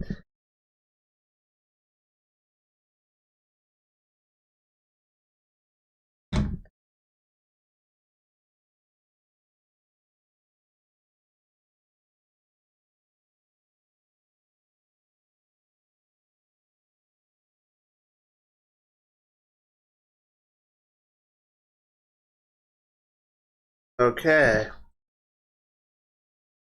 Yep. But it said in said in their wiki that the developers won't package it for Debian because they don't use it, and I'm just thinking most, I would say probably about 80% market share is Debian based. I'm just gonna pull down Derek's config. I don't have my own. Oh, it says go to what would be a make. Okay, now make install, or is it already installed? Yeah, it might be. Now, okay, okay, okay. Now.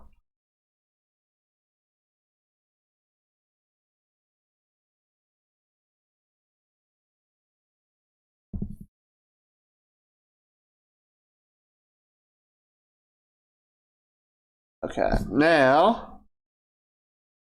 Okay.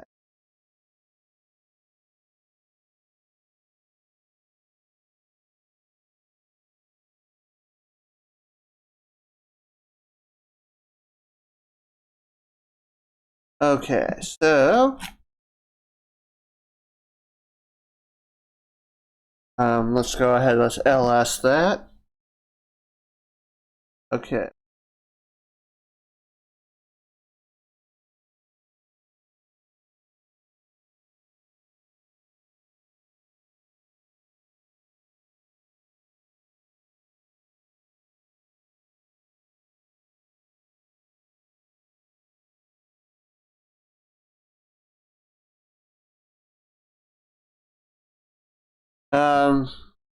Yeah, but it says I don't have to run that. What now?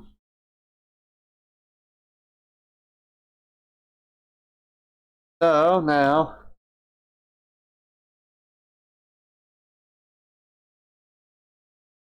Okay, so now, yeah, it already ran the make and install. Okay. Okay. Okay. The build script did that. Okay. So now.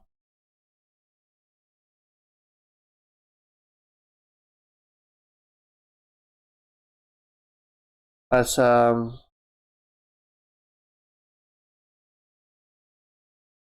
So now let's go to Derek's GitHub. Pull down a config. Let's config. Let's see.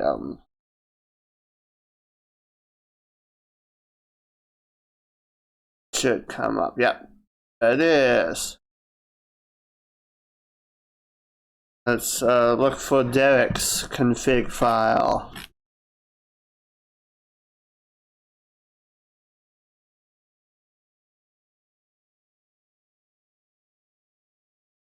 While since I've looked at GitLab.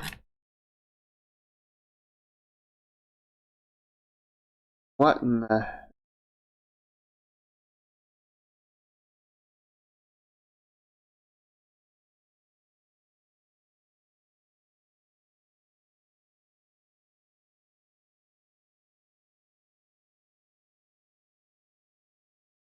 So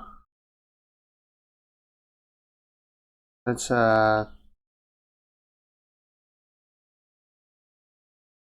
okay. With his polymorph big.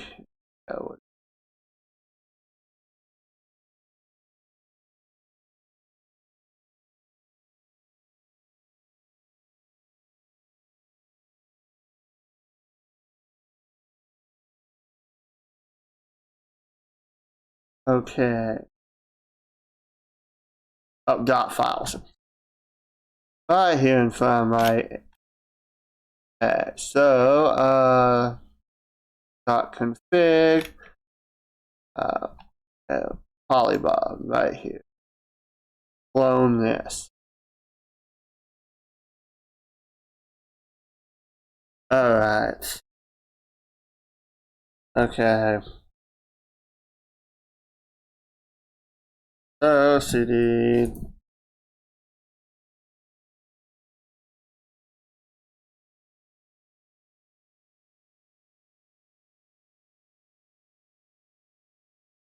Oh, did it just clone the whole thing?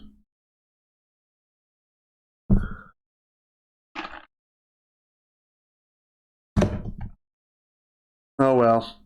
I'll just pull out what I need. I said GitLab. It's not GitHub, but I'm on GitLab. I'm on his GitLab.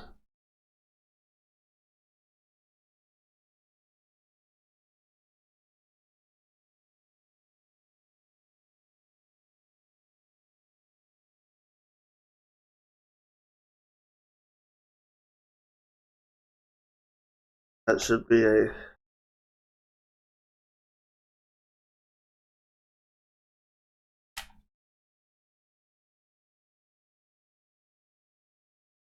Apparently that's cloning the whole dot file repository. So, but yeah, he does use GitLab. I use GitHub, but yeah, for some reason when I hit that copy thing, it cloned everything. You know what? Let's let's go ahead. Let's get rid of that, and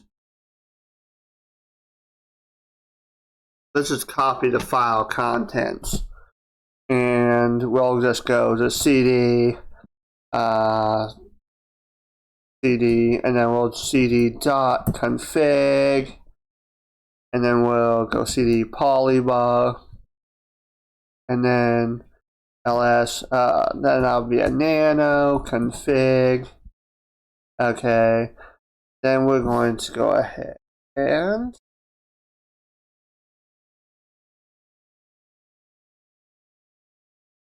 you know what? Actually,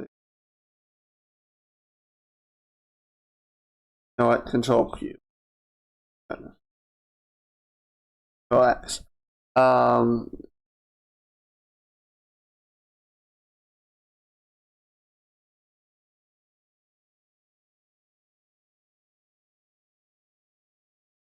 Poly.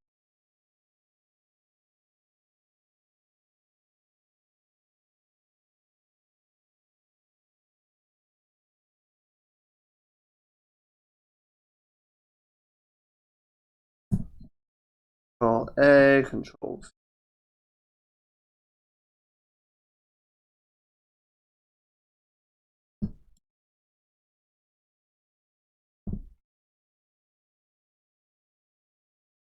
Don't save that because that is. But that's not okay. Not safe for work, I guess. All right.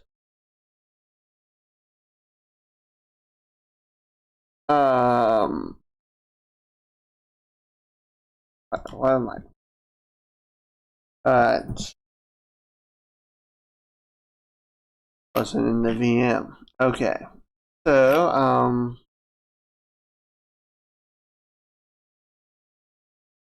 let's try this. Oh.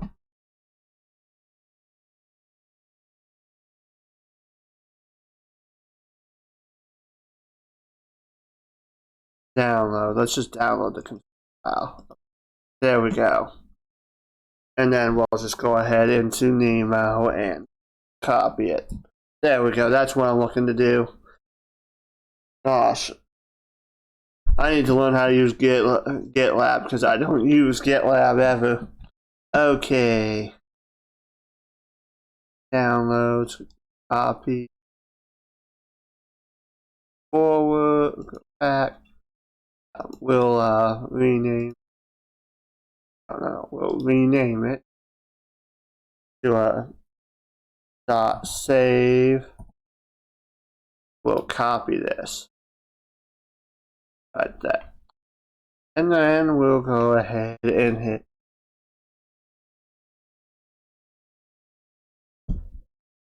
Okay, then we'll go ahead and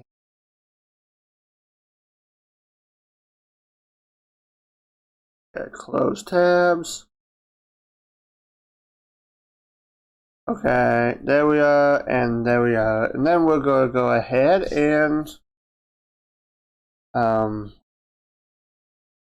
a minute.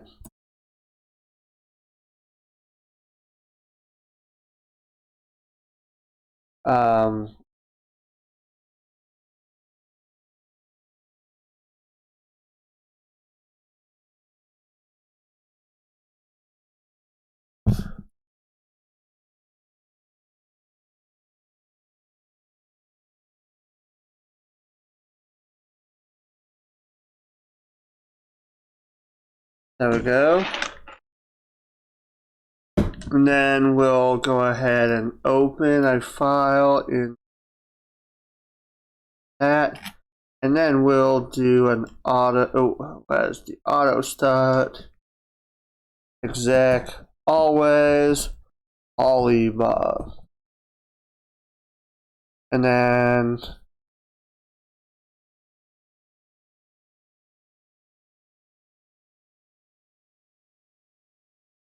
that should run it.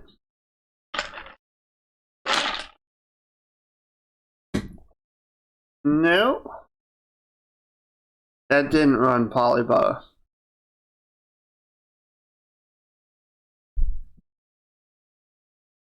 Okay, how do I start polybar? Oh well, this is just a VM, and I always like Linux Mint. It didn't start polybar. Okay, we'll go to we'll just go here.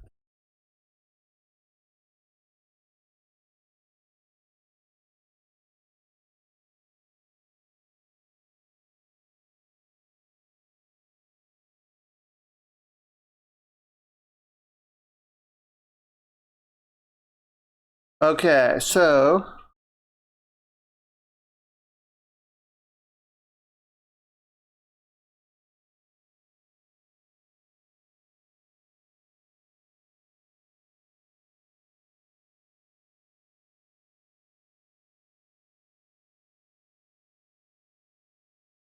okay.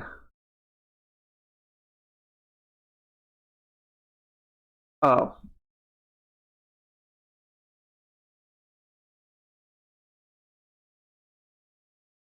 Oh, you got all your.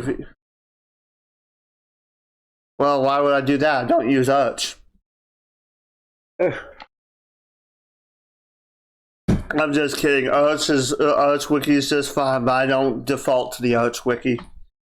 I just look it up in Google. And also sometimes the Arch Wiki does not does not work all the time for other distros.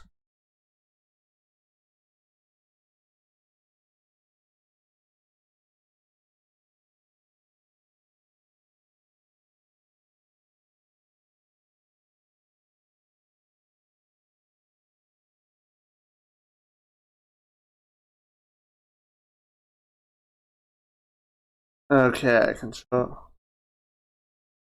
Okay. Don't know why it's not scanned, but oh well. We'll fix that in a minute. But that's probably just a problem with the VM. Alright.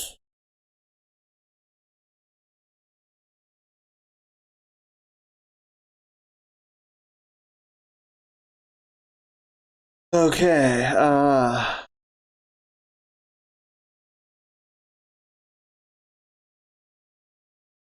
let's open this and go all the way down to the end.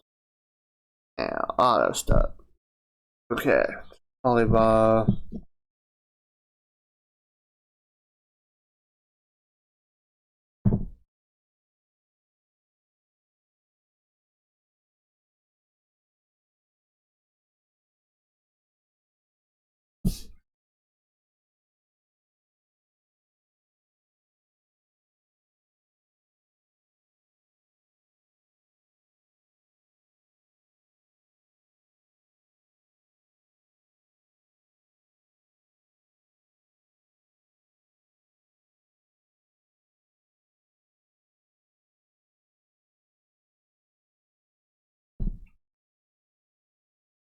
Okay, so now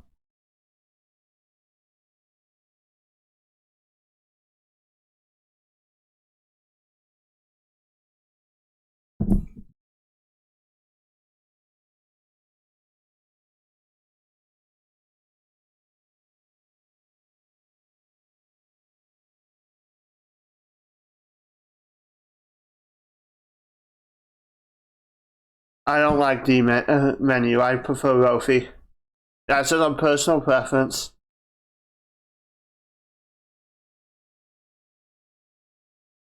Yeah, 5.7 is in the experimental stage.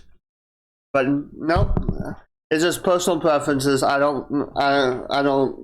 prefer Rofi over the menu. Okay,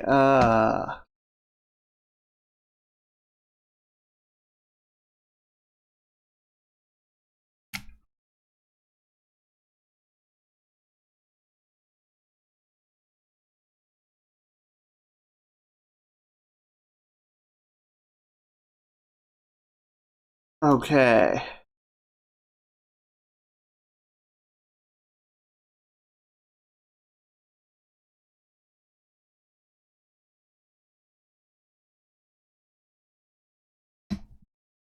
Let me see if I can get it to launch in a terminal.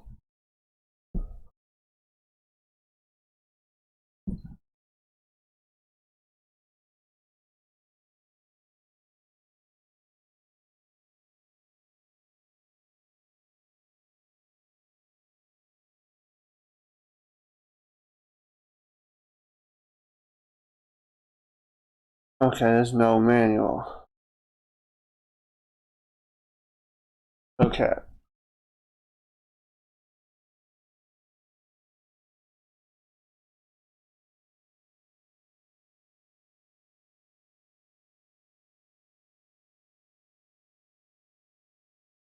Okay. Yeah, I don't run suckless apps either.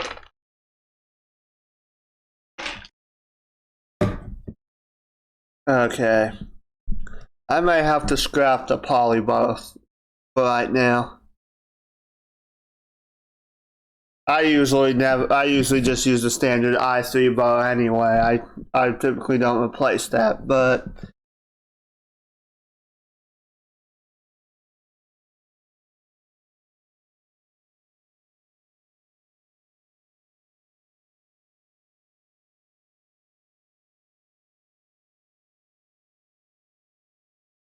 uh,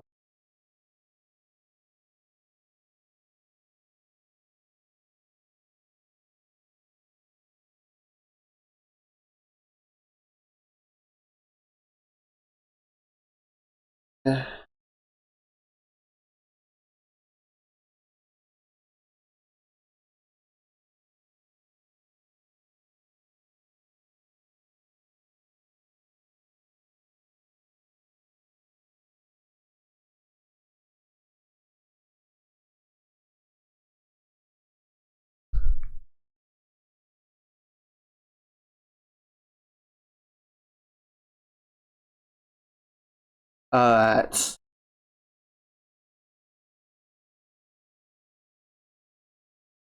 Um, okay. Let's see how he's got this written.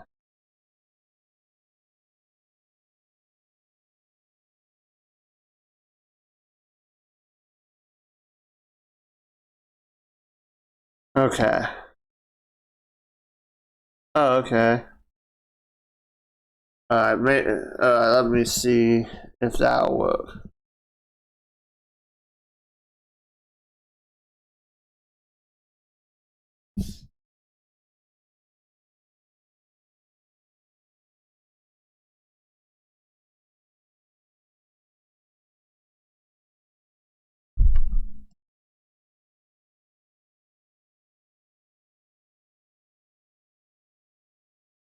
I guess I'm gonna have to play around with polybar for what.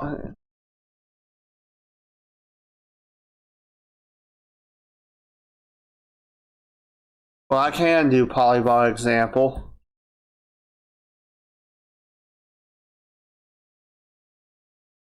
Oh wait, that's right, I've replaced that file. Let me cd .config .polybar ls let's rm rf, and let's remove that config.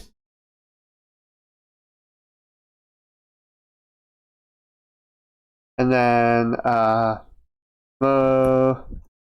config.save to,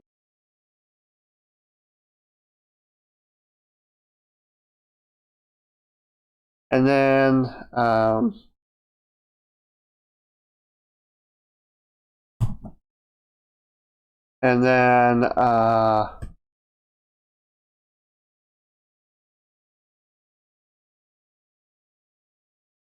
well, there's the example right there running.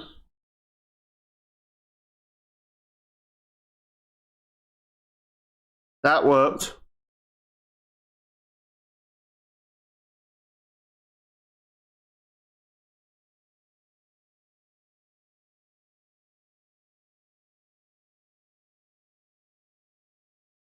Well, that works somewhat.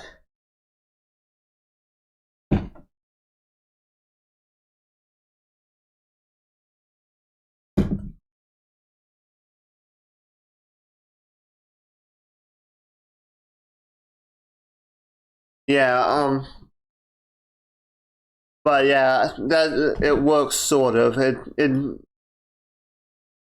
Yeah, I've got a hack on it, but I usually just keep the i3WM, but I can understand why people would want to use polybar. But I've never actually changed it out on i3 because I found the i3WM worked just fine. But I think I've got this pretty much configured the way I want it. I'll have to come back and fix the i3, but I just wanted the main goal of this was to get my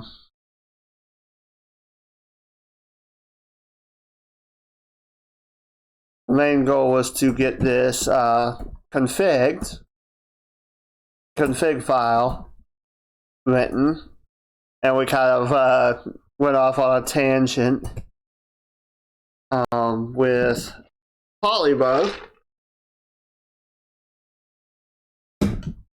but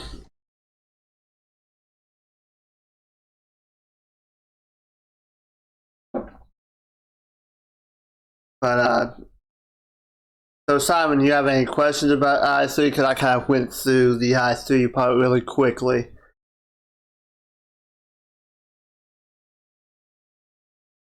But yeah, I'll have to mess around with polybar a little bit because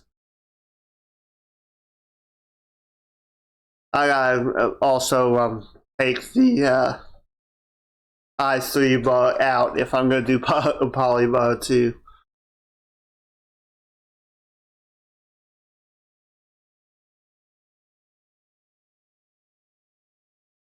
Okay.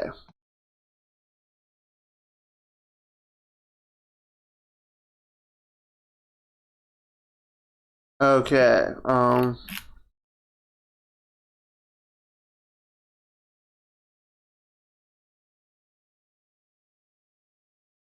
So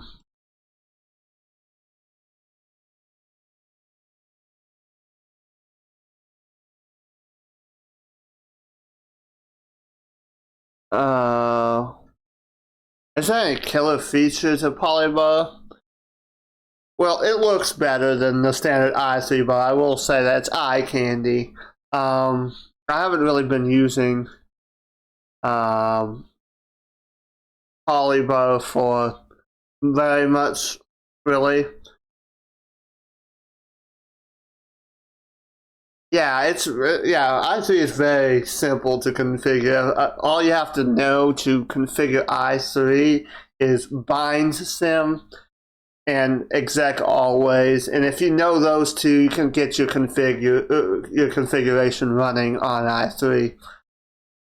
I mean, there are certain other more fancy configurations you can write, There are a lot more things you can do with it, but I figured I'd keep it simple for now. I usually don't do anything too fancy with my config files. I'll just set some key bindings and set some auto starts, and I usually call it good with that instead of like trying to rename workspaces and all that crap. But Templar, as far as features for Polybar, as it looks pretty. The i3 bar is functional, and I've always used it, but the polybar is kind of pretty, and it makes it look better.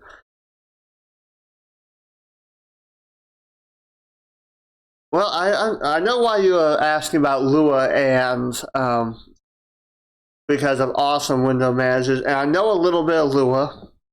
I know enough to configure awesome, and but really to configure awesome, you really don't need to know Lua very much. Haskell, I know nothing about. Well, it all depends on if you're theming your i3 or not. I themed my standard Linux Mint on what I was writing this config file on was Linux Mint Debian. Of awesome, that's in the plans actually. I probably will stream it if I'm configuring awesome, but yeah. But I do know how to. But I think I already have a big file for awesome.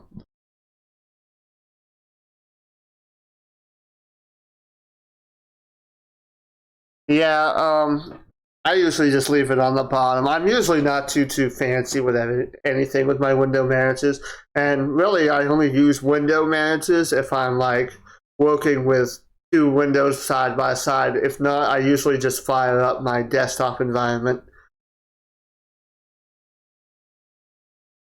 To me, a desktop environment is good enough for me most times. I'm not really a huge tinkerer. I use my computer to do normal things that everyone else would. Browse the internet, type up documents, record video, stream. I don't sit there and just. I'm not going to sit there for hours trying to tinker with everything. Um, I'll tinker with it just to get it working. I'll write config files for any if I can get it. If I can figure out how to configure it.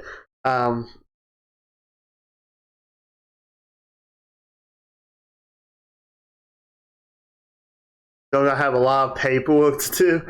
Yeah, I mean, with one of my jobs I work from home on, I have a lot of paperwork to do because that's all I ever do for it. But typically, yeah, window managers are good for some things, but most of my workflow, I just fire up GNOME and work from there.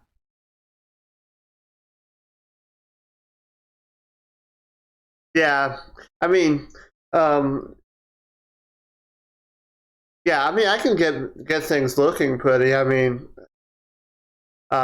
if you actually take a look at my GNOME, let's see. I mean, I got things looking pretty good. We'll close out of that, but my GTK themes are in order and all that kind of stuff. It's it's functional and it actually looks pretty. I do like my eye candy, I'm going to tell you that, but I'm not going to sit there and tinker with everything just to get it perfect. Wait a minute. What I just started up was a Qt app, but still, I'm not going to sit there and I just prefer GNOME.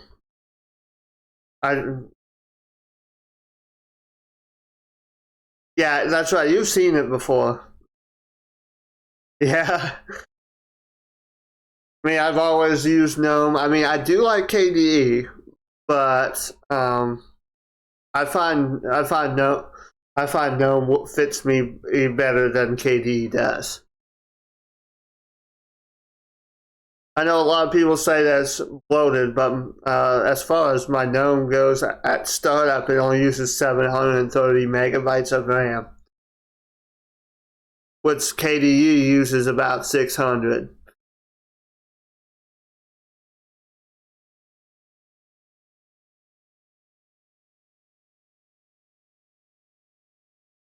Oh, you mean on my like right here, this little application menu, Simon? Because yeah, I don't like that. What are you referring to as far as cute? Because I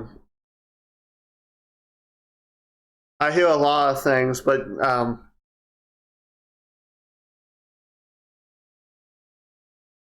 you're gonna have to be specific because I read a lot of things about what's happening in Linux.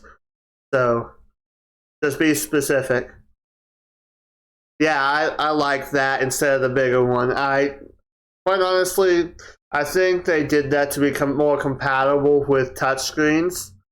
But honestly, I don't like that app menu. But I do think when they added folders into that app menu, they were.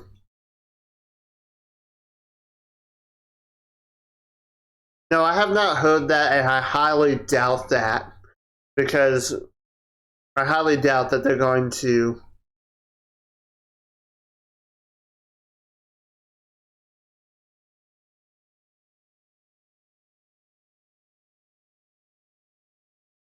I've never heard of that.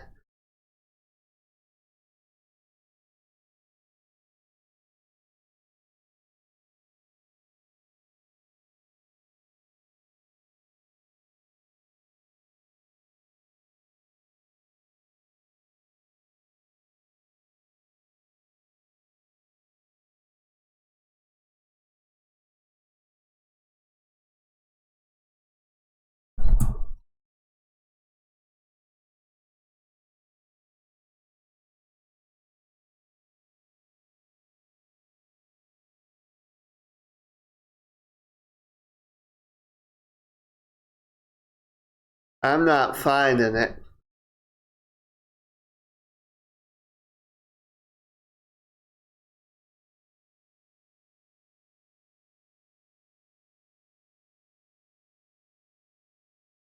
Yeah, really, I believe QT is licensed now on the Qt framework. I think is licensed under the GPL, so they really can't do that. Um,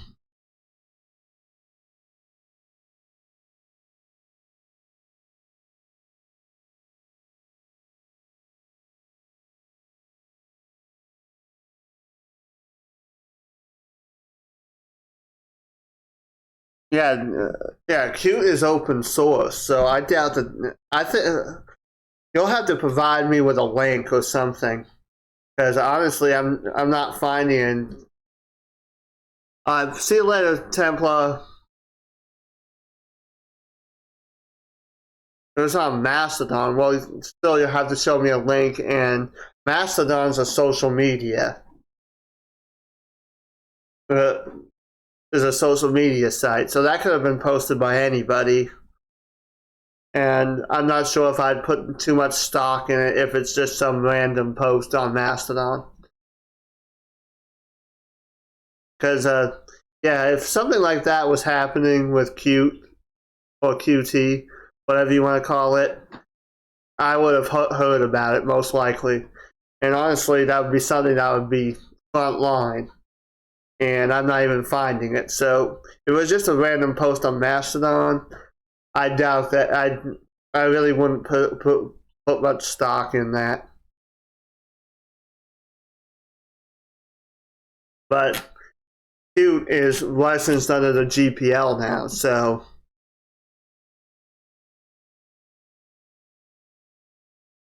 So it's not like they can limit any licensing. So I would say yeah, but like I said, you gotta provide me a link so I can take a look at it, because I already looked it up. I can't find it.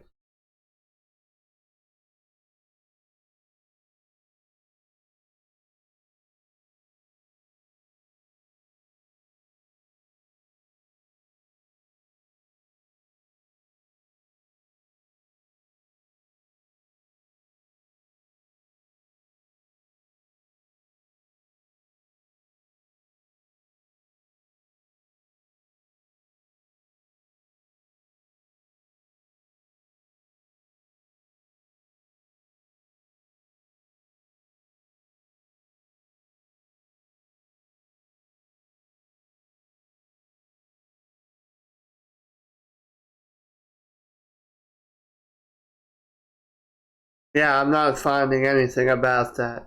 Like I said, provide me a specific link. You might have to space out the .com from the rest of it, but I can correct it. Don't post it direct. But yeah, let me take a look at the link. But the thing is, it's GPL licensed, so restricting their license in the QT to only their paying customers would be a violation of the GPL. So if they're going to restrict licensing, I13. But if they're going to try and restrict licensing, they would have to get the GP. They would have to change it from the GPL. So I don't see how they could restrict licensing to only their paying people.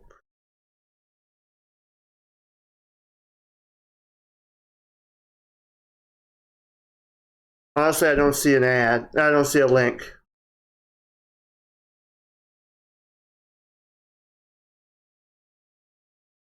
You should post it like this.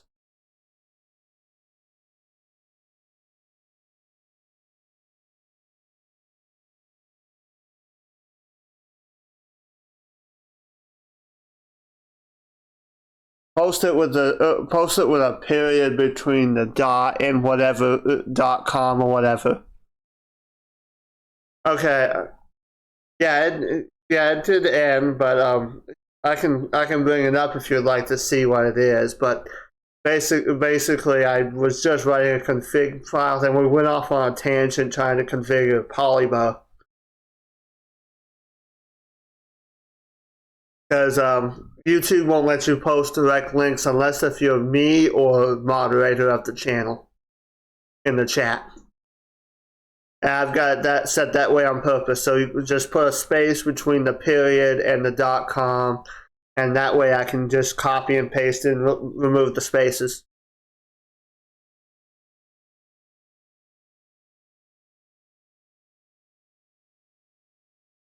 But like I said, restricting licensing as far as GPL license stuff, that's impossible to do because it'd be a violation of the GPL. And it seems how it's open source. So I honestly I wouldn't put much stock in it because let's just say this: the maintainers of Qt, if they try to do that, nope, I cannot.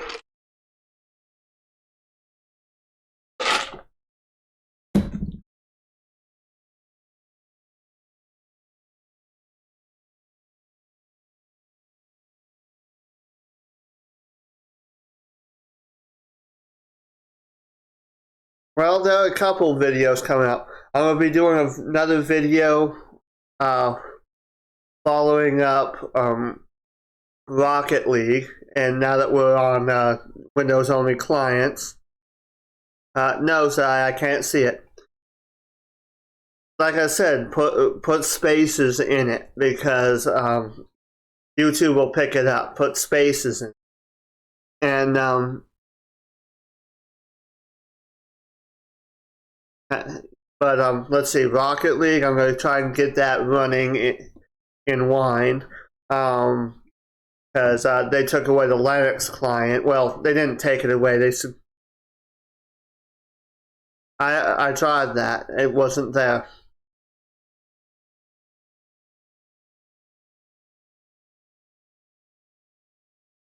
Oh, I got it now.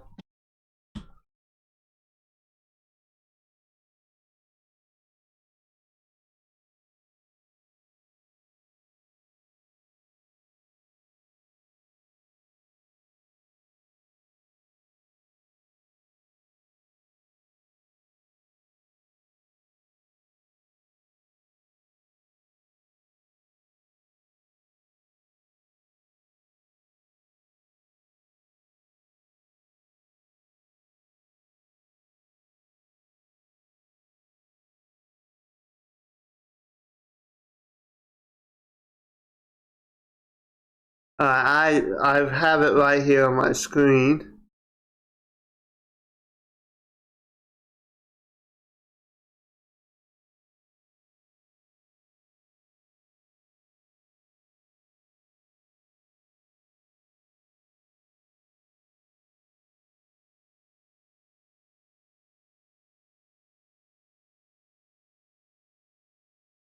Let me see.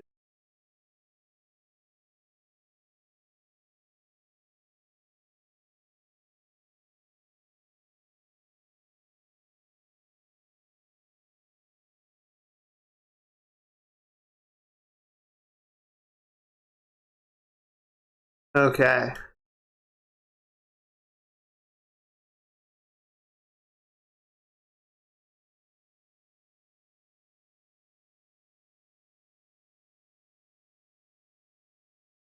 Okay.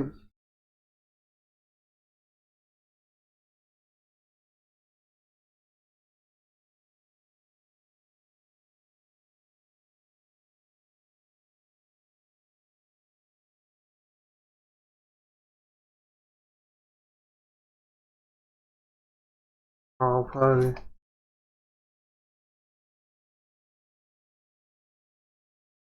Okay. So what they're trying to do is so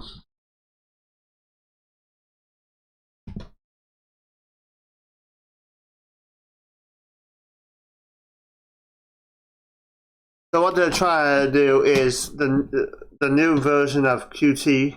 They're not planning on open sourcing it. I've already, yeah, I found it, and then so they're not planning on open. They're thinking about keeping everything closed on the new version of Qt. And but the thing is, if you look back in the history of open source projects, if you take a look at OpenOffice, okay, OpenOffice was open source under Sun Microsystems for years and years. Yeah, I've already found it. Thank you, though. And then, but when Oracle bought Sun Microsystems, they took OpenOffice and locked it down into a closed source. And what happened was they forked it and created LibreOffice. So really, what they're going to do is just lose their user base if they do this, because they'll just fork it and under either the GPL or BSD license. But the thing is, Qt already has a agreement in place that if the Qt let's see, let's go ahead, let's share my screen. But it says the future of KDE and Qt. There's a agreement in place between the KDE and the Qt company that states that should the Qt company discontinue the development of the Qt free edition under the required licenses, then the Foundation has the right to release the Qt under a BDSD style license or any other open source license. Which seems how Qt, the free edition, is licensed under the GPL anyway. They have a right to do that anyway. So really, all it's going to do is all the open source community is going to do is fork Qt, and then it's going to go the way of the dinosaurs. So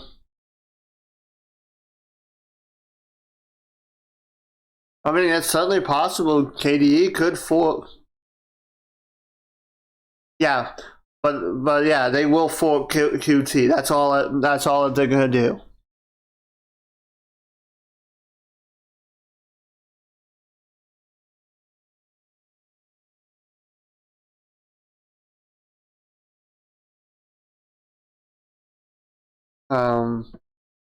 But that's all they're going to do is fork Qt.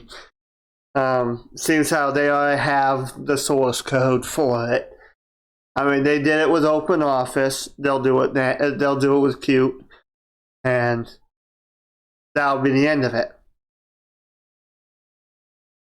But yeah, they did the same exact thing with OpenOffice. Oracle locked down OpenOffice, and all the developers for the open source said, all right, fine, screw you, and they forked it, and that's how we have LibreOffice now. And now LibreOffice is the standard. OpenOffice used to be the standard for Linux distributions, and now it's not. And OpenOffice is really a shadow of its former self. So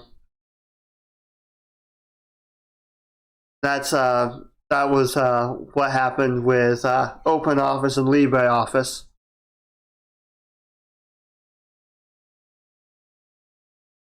Well, Oracle is a dying company, so yeah, it's because they took OpenOffice when Oracle bought Sun Microsystems.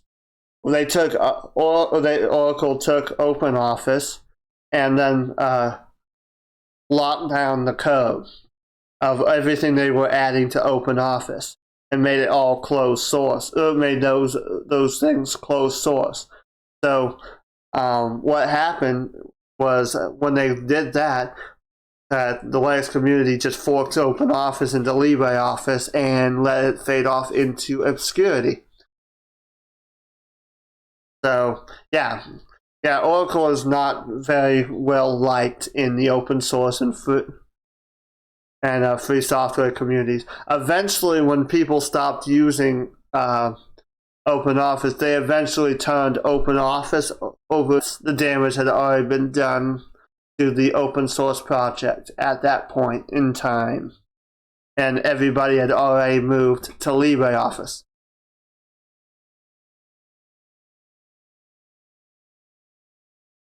Oracle? Really, most Unix systems are now BSD based. I believe they still have a Linux distribution.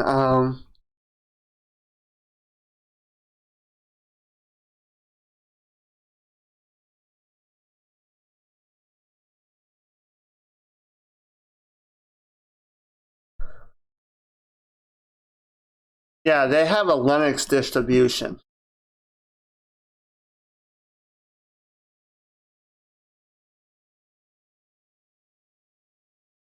And it looks like it's in the Red Hat family. Yeah. But yeah, they have a Linux distribution. And Unix is not all Unix operating systems are open source. So yeah. Oh yeah. I'm pretty sure they probably still have a Unix operating system. But not all Unix-based operating systems are open source. And for example, PlayStation 4's operating system. That's a BSD Unix operating system, but yet that is all closed source because you do not have to keep everything open source with a BSD license. Yep, and Solaris, yep. But yeah, they probably still do make Unix.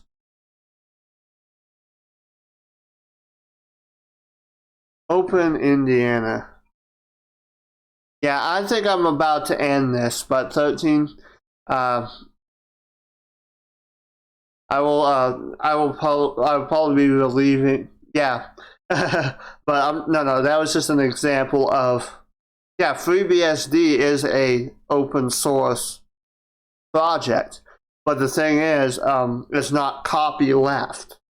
So I could literally go down, download FreeBSD, the source code, build it verbatim, lock and not release and make a couple changes, lock down the whole thing as closed source, not release any code resulting from it at all, and keep it closed source, and create my own proprietary license and sell it. Because the FreeBSD license does not prohibit doing that. Now, if it was licensed under the GPL is copyleft.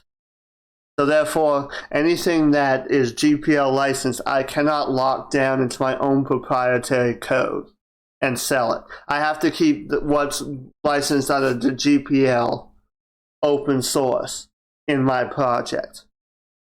Now, whatever I add to it, I can keep proprietary, so long as I keep everything else GPL licensed.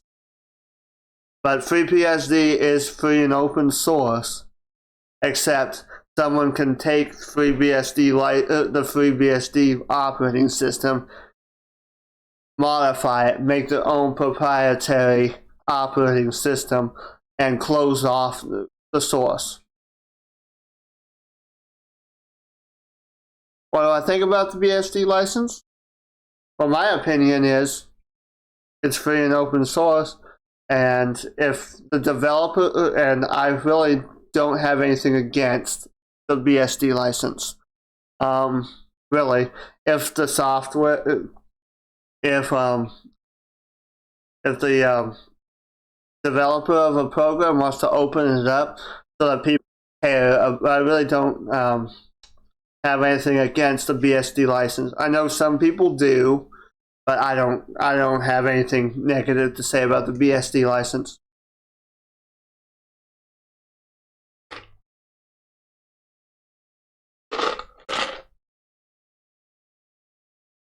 Yep, I personally agree with the BSD license. I don't have any negative feelings about the BSD license at all. I don't feel that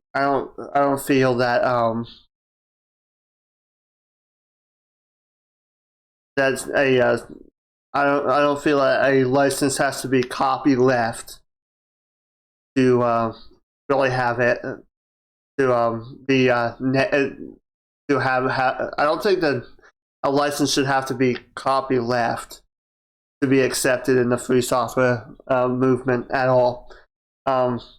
If the Mastodon, I'm active on Mastodon, and I've also got a Facebook that I'm not active on at the moment, mainly because my Facebook got locked by Facebook because of something I said on there. But so Facebook, I'm not active on right now. But let's see. Let me get a link to my Mastodon into the chat. But I am mostly active on Mastodon. Yeah.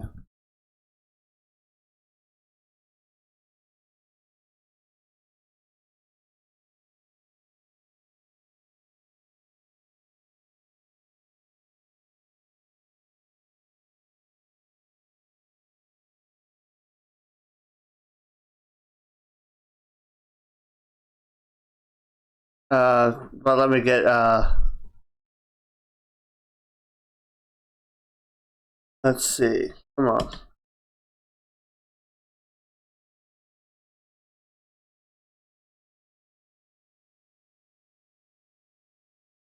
But I'm active on Mastodon. Let's see. Let me get this up.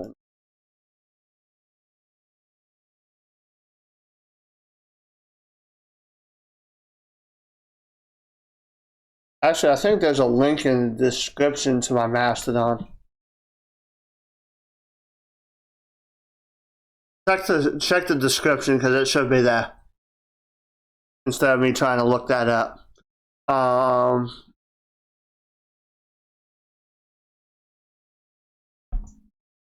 But yeah, my Facebook got locked by Facebook, so I do have a Discord server as well. You can go ahead and get. I forgot about that. Discord is on there, and I am active on Discord. As a matter of fact, most of the time, my computer has Discord running. I have to mute one channel. That's English Bob's channel because it keeps going off. But I'm fairly active on the Discord server on Discord. So you can get on Discord. I'm not on Telegram, though. I should be on Telegram, but I'm not currently on Telegram. And Mastodon.technology is the same one that DistroTube is active on. Let me see if I can get it up here.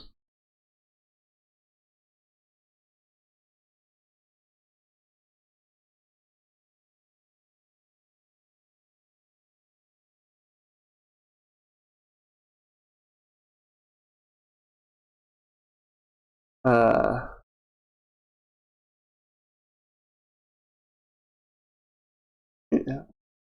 It would be see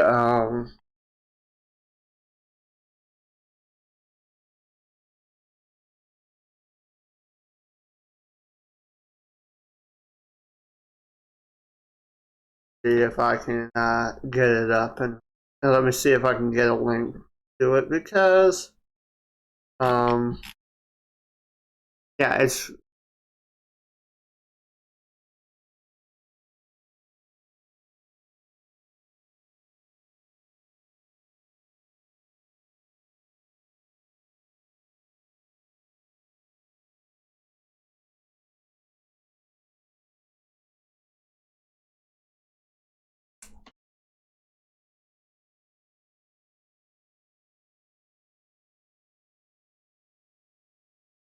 yeah, Facebook blocks Proton Mail.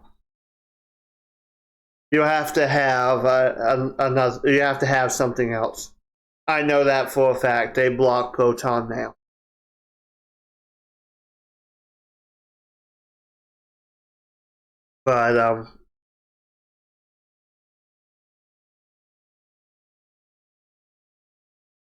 But me, I just have a throwaway Google account tied to it. As a matter of fact, I don't think that the account email that's tied to my Facebook exists anymore. I think I canceled it and I never changed the email.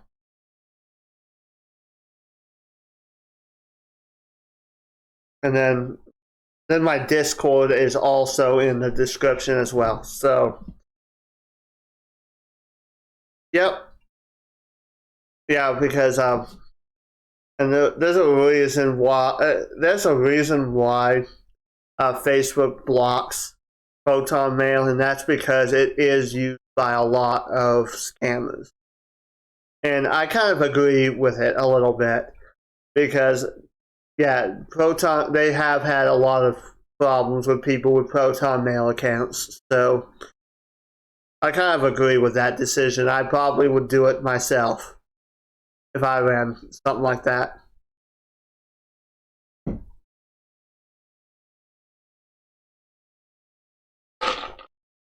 Well, I'm going to go ahead and get off of here.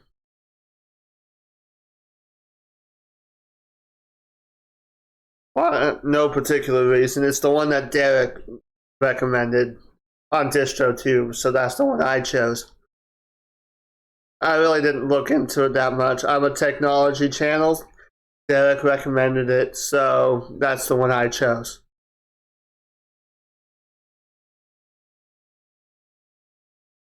I'm going to go ahead and end the stream right here. Thank you for watching. I've got some things I gotta do in the house, so I've had fun, and we're going to see you on the next one. So have a great day, and alright. If you like my content and wish to support my work, you can do so on Patreon. The link is in the description.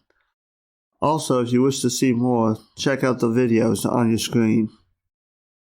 If you like my content and wish to support my work, you can do so on Patreon. The link is in the description. Also,